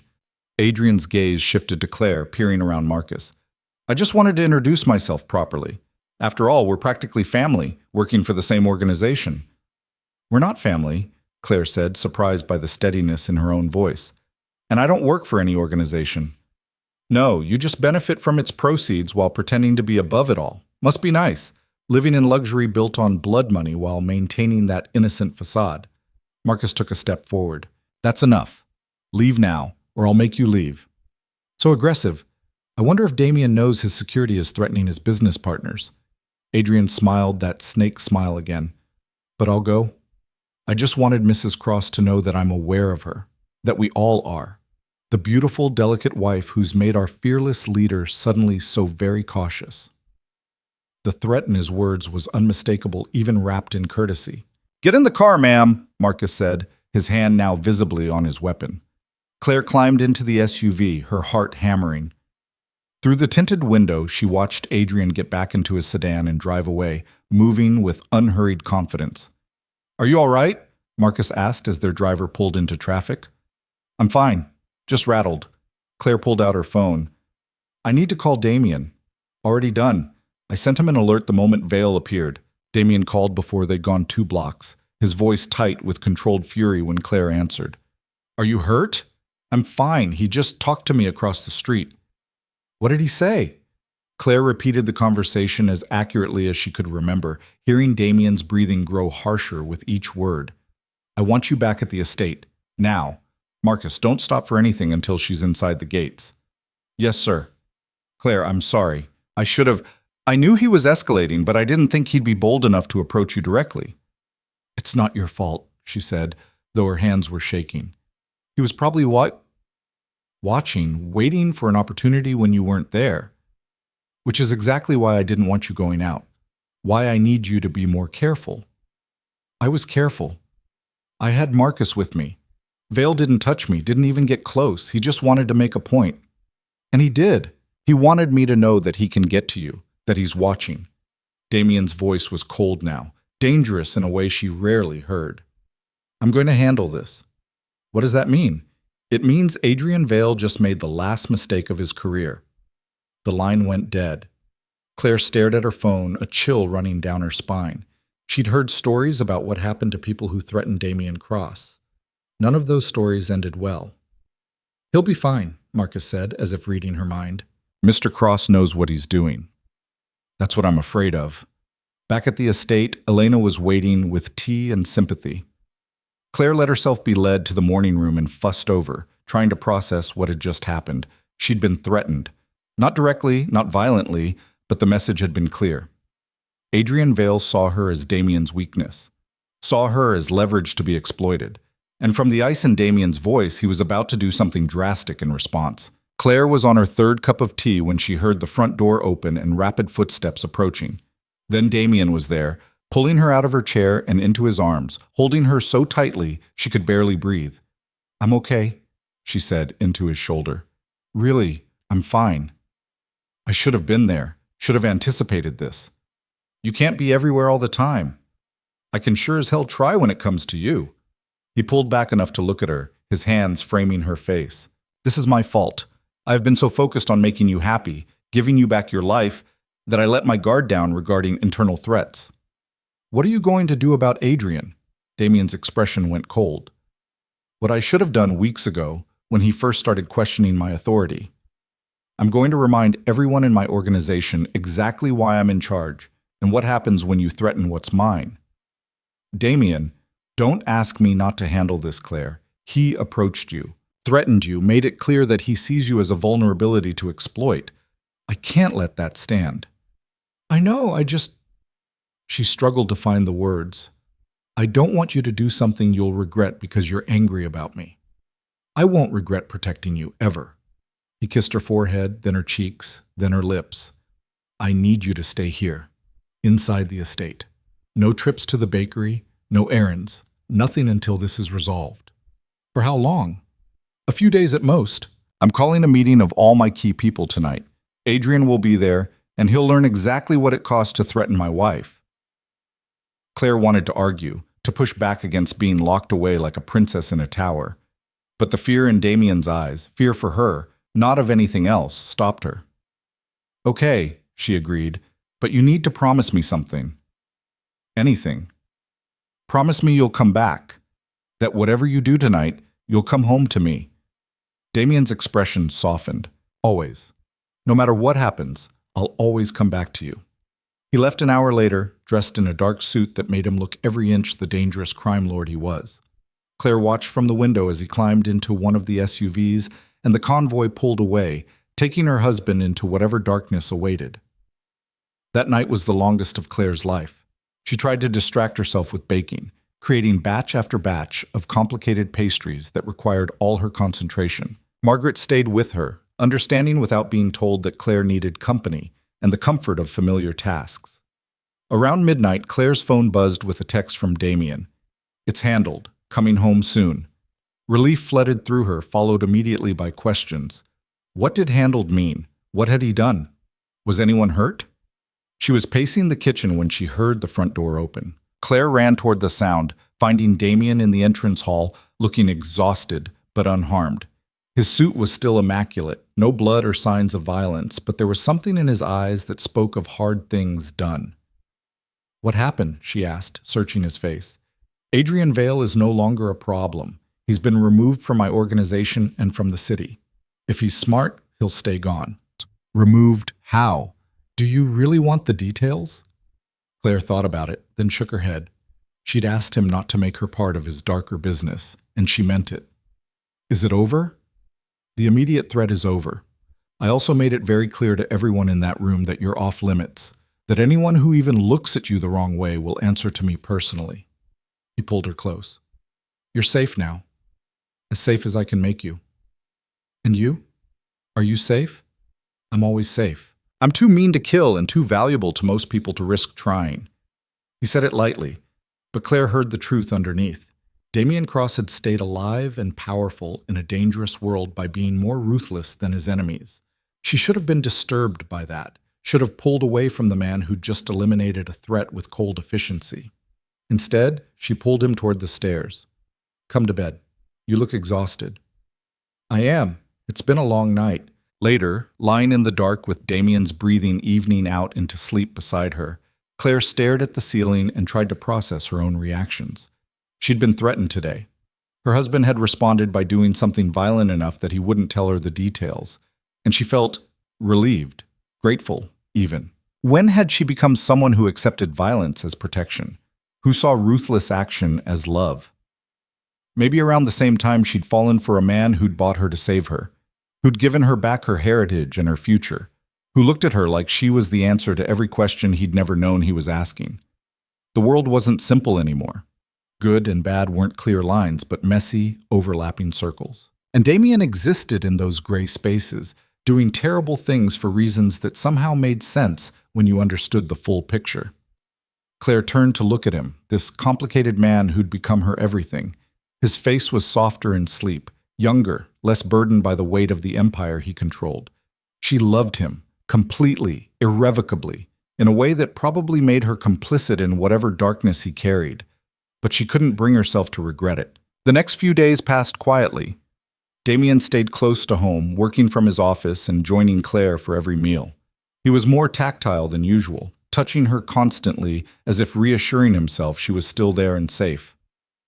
"I'm not going to disappear," she said one morning when he pulled her into his lap for the third time during breakfast.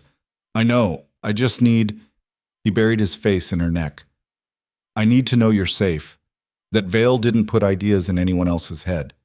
Did the message get through at your meeting?" "Loud and clear. I might have been slightly more emphatic than necessary." "What does that mean?" "It means anyone who was thinking about testing me in the future probably reconsidered after seeing what happened to Adrian." He pulled back to look at her. "You're safe, Claire. I promise." And she believed him. Because Damien Cross kept his promises, even when they required terrible things. A week after the confrontation, Claire woke to find Damien already gone, but a note on his pillow. "Come to the bakery at noon. Wear something you don't mind getting flour on. D." She arrived at the bakery at exactly 12 to find not just Damien, but Margaret, Elena, Marcus, and several other staff members gathered in the newly renovated space. But that wasn't the surprising part. The surprising part was the elderly woman standing at the counter, tears streaming down her weathered face as she looked around. "Mrs. Chen?" Claire stepped forward in shock. Mrs. Chen had been her mother's best friend, a regular customer who'd spent countless mornings at the bakery sharing coffee and gossip. "Claire, sweetheart." Mrs. Chen pulled her into a fierce hug. "Look at this place. It's exactly like I remember it, like Margaret and David never left." But Claire looked at Damien with questions in her eyes. He just smiled and gestured around the space. That's when she noticed the other people filtering in. Mr. Jackson, who'd bought bread every Sunday for 30 years. The Torres family, whose 3 kids had grown up on her mother's cookies. Old customers, neighbors, people who'd made the bakery part of their daily routine. "What is this?" Claire asked. "A test run," Damien said. "I thought before you officially reopen, you might want to bake for the people who knew your parents, who remember what this place meant to the neighborhood." He moved to stand beside her. "Margaret's in the kitchen ready to help. All these people are here because they loved what your parents built, and they're excited to see you carry it forward." Claire felt tears burning behind her eyes. "You did this?" "I made some calls, but they came because they care about you in this place." He kissed her temple. "What do you say, Mrs. Cross? Ready to bake?" She was. With Margaret's help and guidance from muscle memory built over years of working beside her mother, Claire threw herself into creating the pastries and breads that had made the bakery famous. Croissants and scones and her mother's signature cinnamon rolls, the lavender panna cotta that only appeared on special occasions. The old customers watched and chatted and shared stories about her parents that made Claire laugh and cry in equal measure. They told her about the time her dad had stayed open late during a snowstorm to make sure everyone had bread, about her mom's secret tradition of giving free cookies to any kid who'd had a bad day at school. "They'd be so proud of you," Mrs. Chen said, watching Claire pipe frosting onto cupcakes with practiced precision. "Taking this on, making it yours while honoring their memory." "I hope so," Claire said softly. "I'm terrified of letting them down." "Sweetheart, you could never. You're their best creation. Everything else is just bonus." By the time the sun started to set, the bakery was full of laughter and the smell of fresh bread and pastries.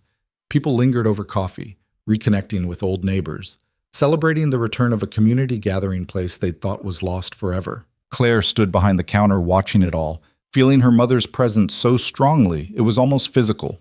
This was what the bakery had always been about, not just food, but connection, community, a place where people could feel like they belonged. Damien appeared at her elbow, sliding an arm around her waist. You did good. We did good, she corrected. I couldn't have done any of this without you. Sure you could have. I just sped up the timeline and threw some money at the problems. You gave me back my purpose, my future, myself. Claire turned to face him fully. I know I didn't choose this marriage. Know it started as a transaction. But if I could go back to that night in the lawyer's office, knowing everything I know now, I'd sign those papers again without hesitation. Something vulnerable flickered across Damien's face. Yeah? Yeah. Because you saved me in every way a person can be saved, and I love you for it. For all of it. I love you too, he said quietly. More than I knew I was capable of loving anything. They kissed there in the bakery her parents had built, surrounded by the community they'd loved, while their friends and neighbors politely pretended not to notice. And for the first time since her parents died, Claire felt complete. Not because her grief was gone. It would never be completely gone. But because she'd found a way to honor their memory while building something new. Because she'd taken the worst thing that had ever happened to her and somehow transformed it into a love that made her stronger. Because she'd found home in the most unexpected place, in the arms of a dangerous man who'd been willing to burn down the world to keep her safe. Later, after everyone had gone and the bakery was clean and quiet, Damien locked the door and pulled Claire into the kitchen. What are you doing? She asked as he lifted her onto the counter. Making a memory, he said, stepping between her legs. Our first kiss in your bakery. Our space. Where everything started for your family and where everything continues with ours. Ours, Claire repeated, testing the word. I like the sound of that. Good. Because I'm not letting you go. Not now. Not ever. He kissed her with an intensity that spoke of promises and possession and a love that had grown from the strangest circumstances into something unshakable. And Claire kissed him back with everything she had, this complicated, dangerous, wonderful man who'd given her back her life and claimed her heart in the process. The world outside was still dangerous. Adrian Vale was gone, but there would be other threats, other challenges, other prices to pay for loving a man who lived in the shadows. But here, in this moment, in the bakery her parents built and her husband restored, Claire felt nothing but peace. She was home. She was loved. She was exactly where she was meant to be. And no matter what came next, she'd face it standing beside the man who'd promised to burn down the world to keep her safe, and had proven he meant every word. The peace lasted exactly 11 days. Claire was in the bakery kitchen testing a new recipe for honey lavender scones when Marcus appeared in the doorway, his expression grim in a way that made her stomach drop. Mrs. Cross, we need to leave. Now. What's wrong? Adrian Vale is back in the city. We've received credible intelligence that he's planning something. Mr. Cross wants you back at the estate immediately. Claire's hand stilled on the dough she'd been kneading. I thought Damien said he was gone for good. Apparently he decided to come back, and he brought friends. Marcus's hand was already on his weapon. Please, ma'am. We don't have time to debate this. The drive back to the estate felt endless despite Marcus pushing the speed limit. Claire tried calling Damien, but it went straight to voicemail, which was never a good sign. He always answered her calls unless he was in the middle of something that required his complete attention. Something dangerous. They were still 5 minutes from the estate when Claire's phone rang. Unknown number. She almost didn't answer, but something made her pick up. Hello? Mrs. Cross. Adrian Vale's smooth voice made her blood run cold. I hope you're enjoying your little bakery project. Such a sweet hobby for a crime lord's wife. Claire's hand tightened on the phone. How did you get this number? I have resources you can't imagine, and right now those resources are very interested in having a conversation with you. I have nothing to say to you. That's a shame, because your husband seems to think you're worth protecting at any cost. I'm curious to see if he's right. Adrian's voice took on an edge. Here's what's going to happen. You're going to tell your driver to take you to the old shipyard on Pier 19. Come alone, no additional security, no calling Damien. If you do exactly as I say, this can be a simple conversation and everyone goes home safely. And if I don't, then the 6 kilos of explosives I have planted throughout your precious bakery will turn your parents' legacy into rubble. I'll also make sure Damien knows it happened because you chose him over protecting what they built. Claire felt ice flooding her veins. You're bluffing. Am I? Check the security camera feed for the bakery's back entrance. I'll wait. With shaking hands, Claire pulled up the bakery's security app on her phone. The feed loaded, showing the back door, and there, clear as day, was a device with wires and what looked like a timer counting down. 3 hours and 17 minutes. You see it now? Adrian's voice was smug. That's real, Mrs. Cross. Very real. And it's one of 6 placed throughout the building. The timer's just for effect. I can trigger them remotely anytime I want. So here's the deal. You come talk to me at the shipyard, or I blow up everything your parents worked for. Your choice. Marcus, Claire said quietly, putting the phone on speaker. He's got bombs in the bakery. Marcus's expression went from grim to furious. Mr. Vale, this is Marcus Hayes, head of security for Mr. Cross. What you're describing is an act of war. It's leverage, Adrian corrected, which is how this business works, as you well know. Mrs. Cross comes to have a conversation, or I destroy something she loves. Simple transaction. If you hurt her, then Damien Cross will tear the city apart looking for me. I'm aware, which is why I'm not going to hurt her. I just want to talk, woman to man, about the unfortunate position she's put herself in by marrying someone like Damien. Adrian's voice hardened. You have 2 hours to get to the shipyard. Come alone, or boom goes the bakery. And before you think about trying to disarm the devices, know that they're motion sensitive. Touch them wrong, and they go off immediately. The line went dead. Claire and Marcus stared at each other in horror. We need to call Mr. Cross, Marcus said immediately, pulling out his phone. No, Claire grabbed his wrist. If we call Damien, he'll come charging in and Adrian might blow up the bakery out of spite. And if we try to disarm the bombs ourselves, they'll explode. The only option is for me to go. That's exactly what Vale wants. You walk into that trap, and there's no guarantee he keeps his word about the bakery or your safety. There's also no guarantee Damien can stop him before he destroys everything my parents built. Claire felt a strange calm settling over her. This is my choice to make, Marcus. My risk to take. Mr. Cross will have my head if I let you do this. Then it's a good thing I'm not asking permission. She met his eyes steadily.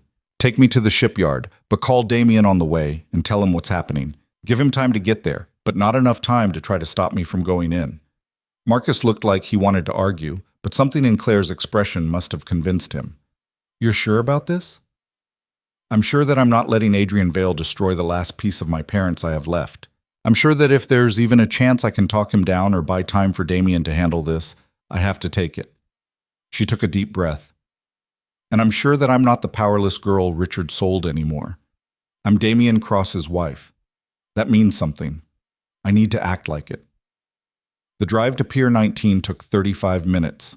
Marcus spent the first 10 trying to convince Claire to reconsider, then the next 25 on the phone with Damien explaining the situation in terse, professional language that barely concealed the panic underneath.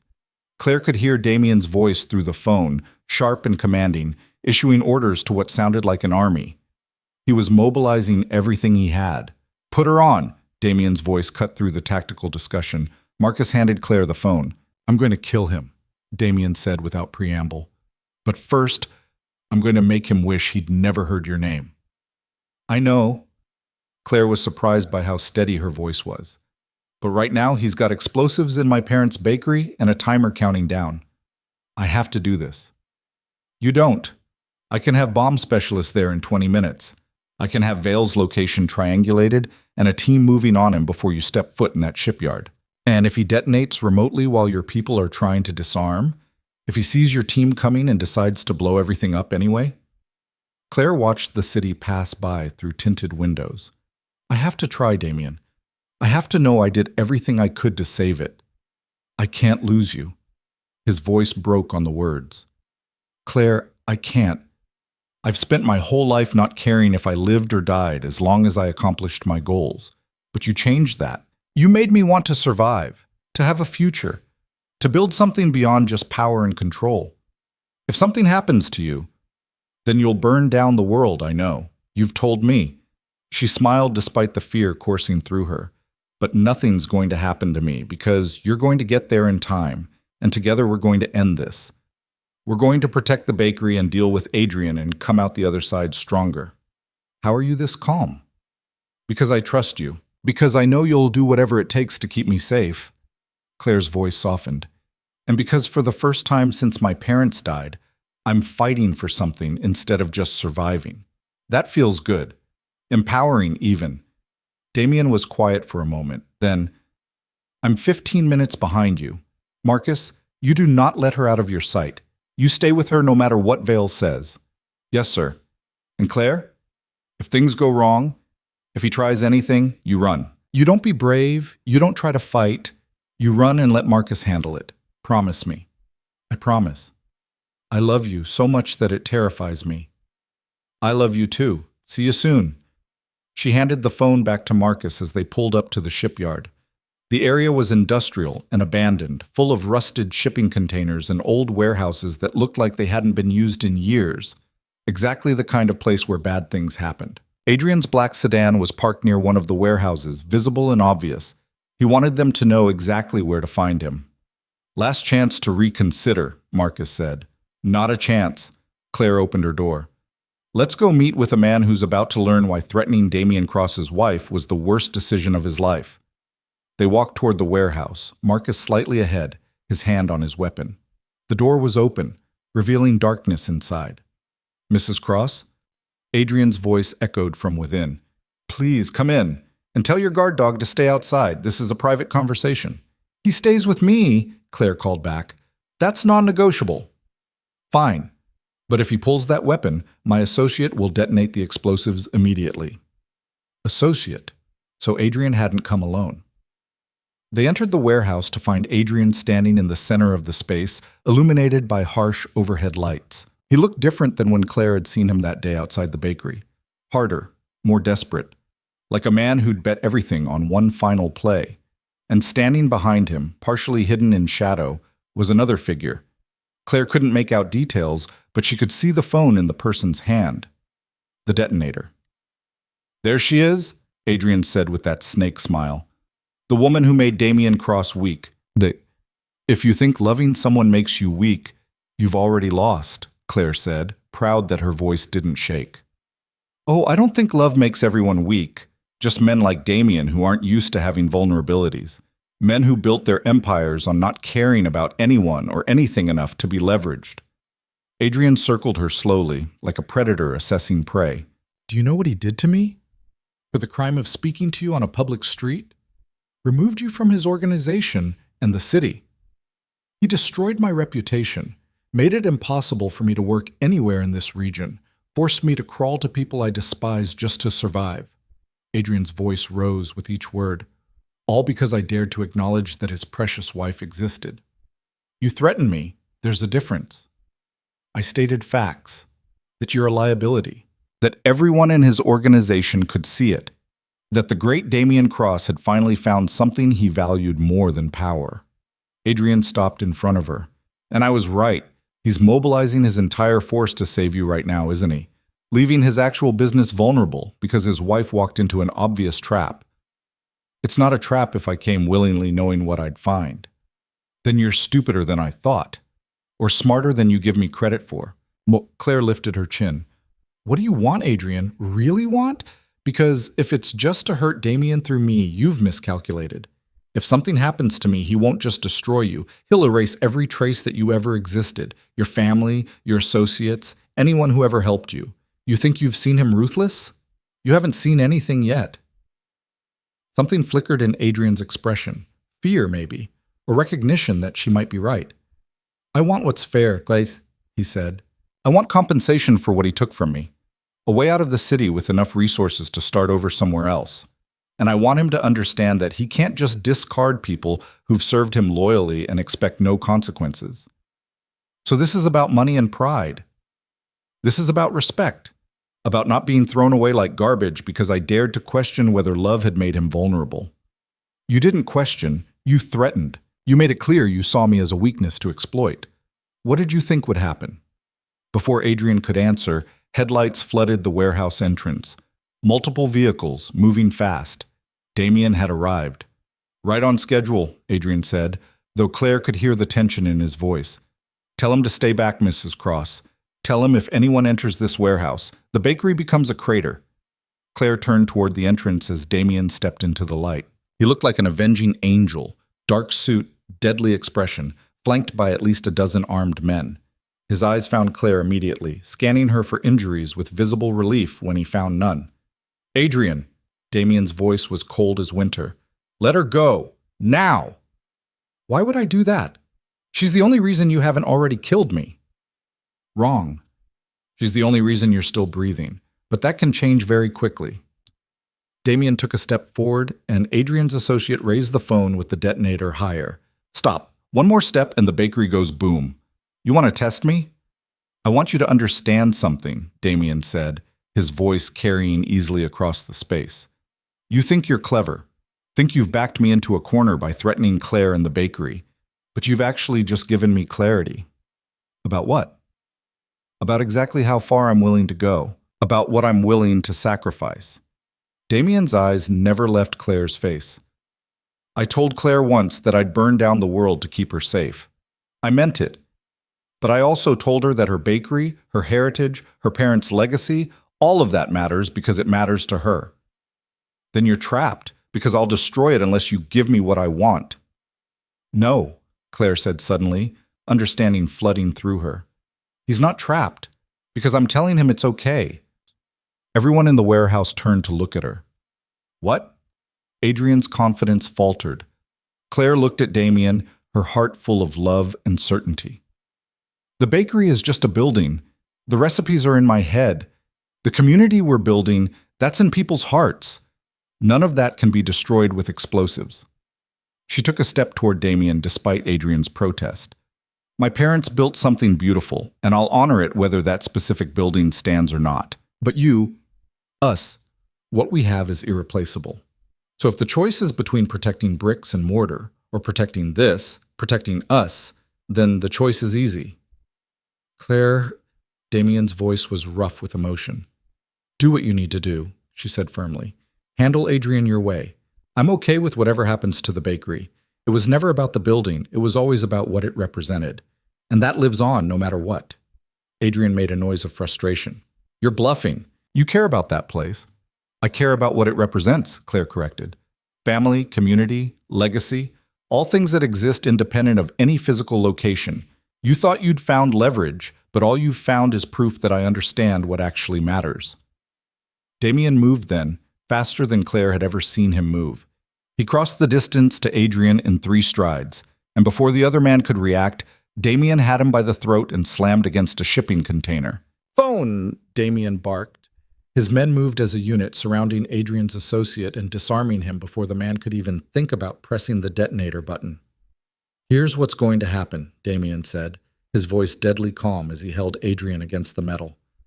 "My bomb specialists are already at the bakery. They're going to disarm every device you planted while you tell them exactly where to find them and how they're rigged. Then you're going to disappear. Not just from this city, from this country. And if I ever hear your name again, if you ever even think about coming back, I won't just kill you. I'll make it so slow and painful that death will seem like mercy." "You're making a mistake," Adrian choked out. "I have people who'll come looking." "No, you don't. Because I already found them. Every associate, every contact, every person who helped you set this up. They're being dealt with as we speak." Damien leaned closer. "You came after my wife. You threatened something she loves. There is no punishment severe enough for that, but exile will have to suffice because she asked me not to kill you." "I didn't," Claire started. "You didn't have to say it explicitly, but you asked me to handle this my way while making it clear you value my safety over revenge. That's close enough." Damien released Adrian, letting him slide down the container. "Marcus, get him out of my sight. Put him on a plane to somewhere very far away. I don't care where as long as I never have to see his face again." Marcus moved forward with 2 other guards, hauling Adrian to his feet. "The bakery," Adrian tried one last time. "We'll be fine," Damien cut him off. "Because, unlike you, I actually planned for contingencies. I had specialists ready the moment Claire told me about the explosives. They've been working the whole time you've been running your mouth." As if on cue, Damien's phone buzzed. He checked it, then looked up with something like satisfaction. "All devices disarmed. The building is secure." Adrian's face went white. "That's impossible. They were motion sensitive. They were also amateur work that my people could disarm in their sleep. Did you really think I'd let my wife's life and legacy hang on whether you were competent with explosives? Damien shook his head. Get him out of here before I change my mind about letting him live. They dragged Adrian toward the door, the man's protests fading as he was pulled away. Then it was just Claire and Damien in the vast warehouse, surrounded by his security, but feeling utterly alone. You scared me, Damien said quietly. I scared myself. Claire closed the distance between them. But I also learned something important. What's that? That I'm not who I was when you married me. I'm not some helpless girl who needs to be protected from everything. I'm someone who can make hard choices and face danger and trust that the person I love will be there when it matters. You walked into a warehouse with a man who wanted to hurt me through you. I walked into a warehouse knowing you'd come for me, knowing that together we're stronger than any threat. She cupped his face in her hands. And I was right. We handled it. Together. Damien pulled her against him, holding her so tightly she could barely breathe. If something had happened to you, but it didn't, because you're brilliant and prepared and you love me enough to have specialists ready before you even knew you'd need them. I always need them when it comes to you.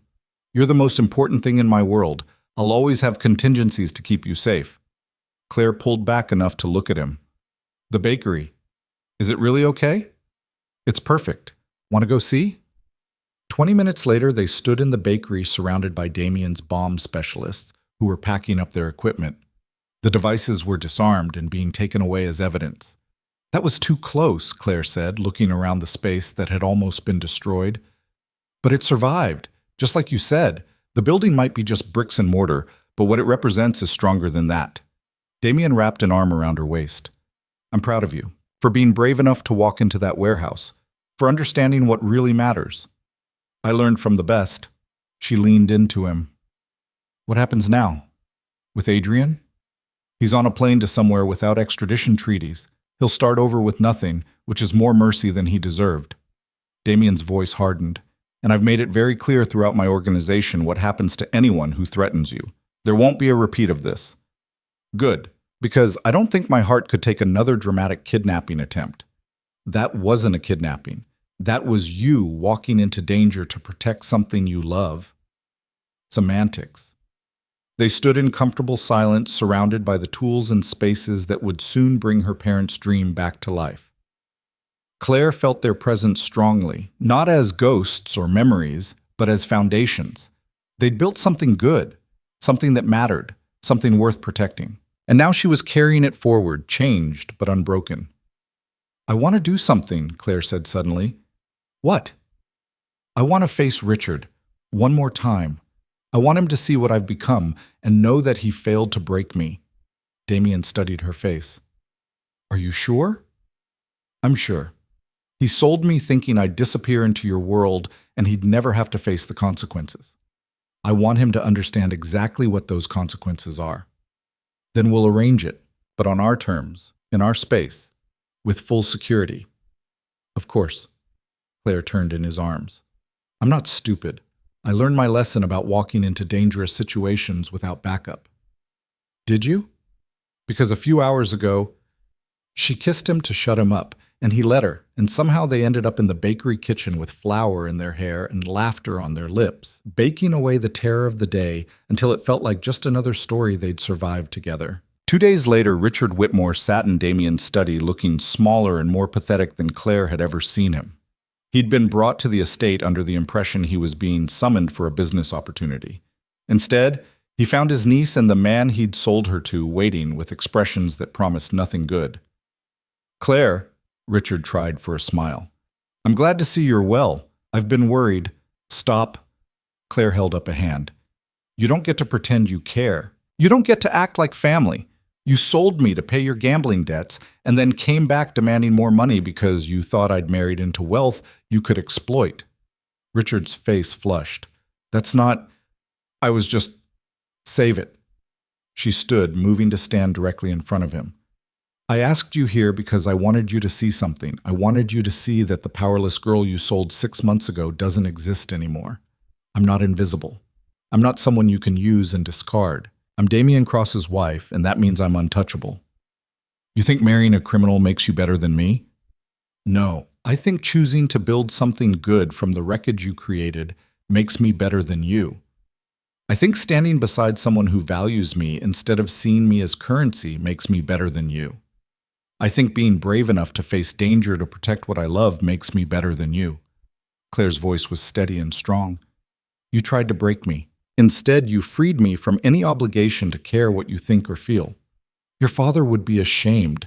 My father would be proud that I survived, that I'm rebuilding his bakery and honoring his legacy and creating something good from the ashes you left behind. And he'd be disgusted that his own brother could be so cruel and selfish. Richard stood abruptly. I don't have to listen to this. Actually, you do. Damien's voice cut through the room like a knife. Because there are consequences for your actions, Richard. Consequences you've been avoiding while hiding behind the idea that family means something. What consequences? You paid my debts. You got what you wanted. I got Claire, which was worth infinitely more than what I paid. But you also created trauma and damage that I'm still helping her heal from. You destroyed her sense of security and trust. You tried to erase her heritage and future. Damien stood, moving to stand beside Claire. So here are your consequences. Every property you own is being seized for back taxes you somehow forgot to pay. Every line of credit is being called in. Every business connection you thought you had is discovering they want nothing to do with you. By this time tomorrow, you'll have nothing. Richard's face went white. You can't do that. I already did. The paperwork is being filed as we speak. You'll be exactly what you tried to make Claire, powerless and without options. Damien's smile was cold. The only difference is that, unlike you, I'm not without mercy. You'll have enough money to start over somewhere far from here. Enough for a modest apartment and basic expenses while you figure out how to rebuild your life from nothing. The same situation you put Claire in, just with slightly more resources because she asked me to be generous. I did? Claire looked at Damien in surprise. You said you didn't want to become like the people who hurt us. That revenge was just another form of being broken. I took that to mean you wanted him punished, but not destroyed. Claire looked at her uncle. This man who'd used her and betrayed her and tried to erase everything good her parents had built. She should hate him, should want him to suffer the way she'd suffered. Instead, she just felt tired. He's right, she said finally. I don't want you destroyed. I just want you gone. Away from me, away from my life, away from anything that matters to me. Take the money Damien's giving you and build something better than you were. Or don't. I don't care anymore. You don't get space in my head or my heart. Richard looked between them, seeming to finally understand that he'd lost completely. You're really okay with this? With what he is? I'm more than okay with who he is. I love who he is. He's the man who gave me back my future when you tried to steal it, who protected me when you sold me, who valued me when you saw me as disposable. Claire took Damien's hand. And yes, he's complicated and dangerous and operates in moral gray areas. But he's also loyal and protective and willing to burn down the world for the people he loves, which is more than I can say for my own blood. Your father isn't here to defend himself because you were too much of a coward to attend his funeral without an agenda. Now get out of my house and my life. I'm done with you. Marcus appeared in the doorway as if summoned.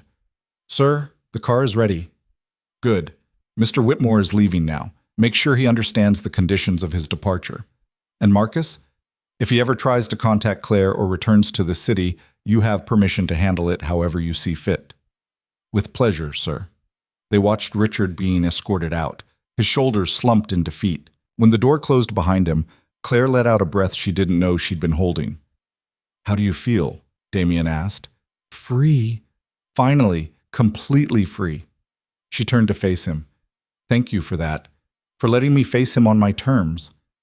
You don't need to thank me. You're my wife. Supporting you, protecting you, giving you what you need. That's not a favor. That's what love looks like. Is it always going to be like this? Facing threats and handling enemies and dealing with people who want to hurt us? Probably. My world is complicated and there will always be people who see vulnerability as opportunity. Damien pulled her close. But we'll face it together, and we'll win, because you're stronger than anyone gives you credit for, and I'm too stubborn to lose. The bakery reopened 6 weeks later on a perfect Saturday morning in late spring. The line stretched around the block before they even unlocked the doors, full of old customers and new ones, people who remembered Margaret and David Whitmore, and people who just heard about the reopening. Claire stood behind the counter in her mother's apron, which she'd found in one of the boxes Damien had saved. Margaret worked beside her, and they'd hired 2 assistants to help with the overflow. The display cases were full of pastries and breads that looked like they'd always been there, recipes passed down and honored. Damien arrived around noon, accompanied by Marcus, and looking slightly out of place in the neighborhood bakery in his expensive suit, but he smiled when he saw Claire, and the love in his expression was so obvious that several customers made approving noises. "How's it going?" he asked, accepting the coffee she poured him. "We've been slammed since we opened. Sold out of cinnamon rolls in the first hour." Mrs. Chen cried when she tasted the lavender panna cotta. Claire looked around the full bakery with wonder. "It's exactly what I hoped it would be. It's what your parents built, what you're carrying forward." Damien took her hand, ignoring the interested looks from customers. "I'm proud of you. I'm proud of us. This wouldn't exist without you. It would have eventually. You would have found a way. I just made it happen faster." They stood together in the bakery, surrounded by the noise and warmth of community, and Claire felt her parents' presence like a blessing. They would have loved this, seeing their dream alive again, seeing their daughter strong and happy, seeing the neighborhood gathering place they'd created thriving once more. "I have something for you," Damien said, pulling a small box from his pocket. "What is it?" "Open it and see." Inside was a key on a simple chain. Claire looked at it in confusion. "It's the key to the house," Damien explained. "Your parents' house. The renovations are finished. I had it restored exactly as it was, down to the paint colors your mother chose and the garden layout your father designed. It's yours. You can live there, sell it, rent it out, whatever you want." Claire felt tears burning behind her eyes. "You restored it exactly?" "Down to the squeaky third step and the window that stuck in the upstairs bathroom. Everything your parents built. Everything that made it home. It's all there waiting for you. But I'm living with you at the estate, which I hope continues. But I want you to have the option. To know that your history, your heritage, your memories, they're all preserved and protected. You're not trapped with me because you have nowhere else to go. You're with me because you choose to be." Claire threw her arms around him, not caring that they were in the middle of the bakery with dozens of customers watching. "I love you so much. I love you too, more than I knew it was possible to love anything." They kissed there in the bakery, surrounded by the smell of fresh bread and the warmth of community, while their customers applauded and Mrs. Chen declared it the most romantic thing she'd ever seen. 6 months later, on a crisp October afternoon, Claire stood in the renovated house where she'd grown up and looked at the walls that had held so many memories. Damien had kept his word. It was exactly as she remembered. The same paint colors, the same furniture carefully preserved and restored, even her mother's plants thriving on the windowsills. But it didn't feel like home anymore. Home was the estate with Damien. Home was waking up tangled in his arms and arguing over the newspaper at breakfast and falling asleep to the sound of him playing piano. Home was the life they'd built together, complicated and dangerous and absolutely real. This house was memory, important, cherished, but ultimately just one chapter in a story that was still being written. "What are you thinking?" Damien asked, coming up behind her to wrap his arms around her waist. "That I want to do something good with this place. Something that would make my parents proud." "Such as?" "A community center. A place where kids from the neighborhood can learn to bake, where families struggling financially can take cooking classes, where the recipes and skills my parents valued can be passed on to the next generation." Claire turned in his arms. "We could use the bakery's profits to fund it. Create something that helps people the way my parents always wanted to help people." "That's perfect, and completely in character for you. Taking something painful and transforming it into something that serves others. I learned from you. You took all your pain about losing your father and built an empire dedicated to protecting people from the kind of predators that destroyed him. I also built an empire on morally questionable activities, which you're slowly legitimizing," Claire pointed out. She'd learned more about Damien's business in the last few months, how he was gradually shifting from purely criminal enterprises to legitimate businesses that provided the same protection and resources without quite so many legal gray areas. It was a slow process, but it was happening. Because you make me want to be better, to build something that won't shame you. Nothing you do could shame me. I know who you are, all of it, and I love all of it. Claire kissed him softly. But I also love that you're choosing to evolve, to take all that power and use it for something beyond just survival and revenge. They stood in the house where Claire had grown up, planning a future that honored her past while creating something new. And later, when they drove back to the estate through the city that had tried to break them both, Claire felt nothing but gratitude. Her life hadn't turned out the way she'd planned. She'd lost her parents, been betrayed by her uncle, forced into marriage with a stranger. She'd faced danger and fear in moments where she'd thought she might not survive. But she'd also found love in the most unexpected place, found strength she didn't know she possessed, found purpose in rebuilding what had been destroyed and creating something new from the ashes. She was no longer Claire Whitmore, the invisible girl whose own family saw her as disposable. She was Claire Cross, wife to a powerful man, owner of a thriving bakery, and the woman who'd proven that being bought didn't mean being owned, that being forced into marriage didn't mean being forced to stay powerless, and that love could grow even in the darkest circumstances. A year after the wedding, Claire and Damien stood in the grand ballroom of the estate surrounded by everyone who mattered to them. Margaret and Elena, Marcus and his team, old customers from the bakery, even Mrs. Chen dressed in her finest clothes. They were hosting a charity gala to raise money for the community center, and the turnout had exceeded every expectation. The ballroom was full of people who'd come to support the cause and celebrate what Claire had built. "Look at this," Damien said, pulling her close as they watched the crowd. "Look at what you created." "We created," Claire corrected. "None of this happens without you. All I did was provide resources. You did the actual work of building something beautiful from tragedy."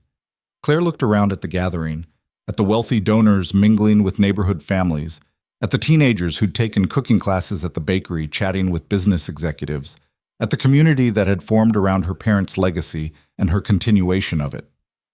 This was what mattered. Not the money or the power or the danger that still sometimes threatened their lives. This, the connections, the community, the good they could do when they worked together. "I need to tell you something," Claire said, taking Damien's hand and leading him out onto the balcony where they could have privacy. "That sounds serious." "It is. Good serious, but serious." She took a deep breath, suddenly nervous despite having rehearsed this moment. "I'm pregnant." Damien went very still. "You're what?" "Pregnant, about 8 weeks. I found out this morning and I've been waiting for the right moment to tell you." Claire watched his face anxiously. "Are you okay? I know we haven't talked about kids, and with your business and everything being so complicated."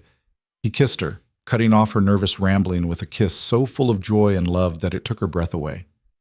"We're having a baby," he said when they finally broke apart, his voice full of wonder. "We are. Are you happy about it?" "Happy doesn't even begin to cover it." Damien pulled her close, one hand moving to rest on her still flat stomach. "We're going to be parents. Terrified parents who have no idea what they're doing. The best kind." He kissed her again, softer this time. "Thank you. For this, for everything, for choosing to build a life with me even when I gave you every reason to run. I could never run from you. You're my home, Damien Cross. You and whatever crazy life we're building together." They stood on the balcony overlooking the estate grounds, the sounds of the party drifting out to them, and Claire felt complete in a way she'd never imagined possible. Her parents' legacy was secure and thriving. Her husband loved her with an intensity that still took her breath away. And now, growing inside her, was the next chapter of their story. She'd been sold to settle a debt, forced into marriage with a dangerous stranger, thrust into a world of violence and moral complexity that should have broken her. Instead, she'd found her strength, found love, found a future worth fighting for. Claire Cross had been bought by the city's most feared crime lord and had somehow, against all odds, tamed him with nothing more than her genuine heart and refusal to be broken. And now they would build something together that went beyond power and protection, beyond bakeries and community centers, beyond everything they'd survived to get here. They would build a family, a legacy, a love story that proved even the darkest beginnings could lead to the brightest futures. "I love you," Claire whispered against Damien's chest. "I love you too, forever and always, no matter what comes." And standing there in the moonlight with the man who'd saved her by claiming her, Claire believed him. Because Damien Cross kept his promises, even the ones that sounded impossible, especially those.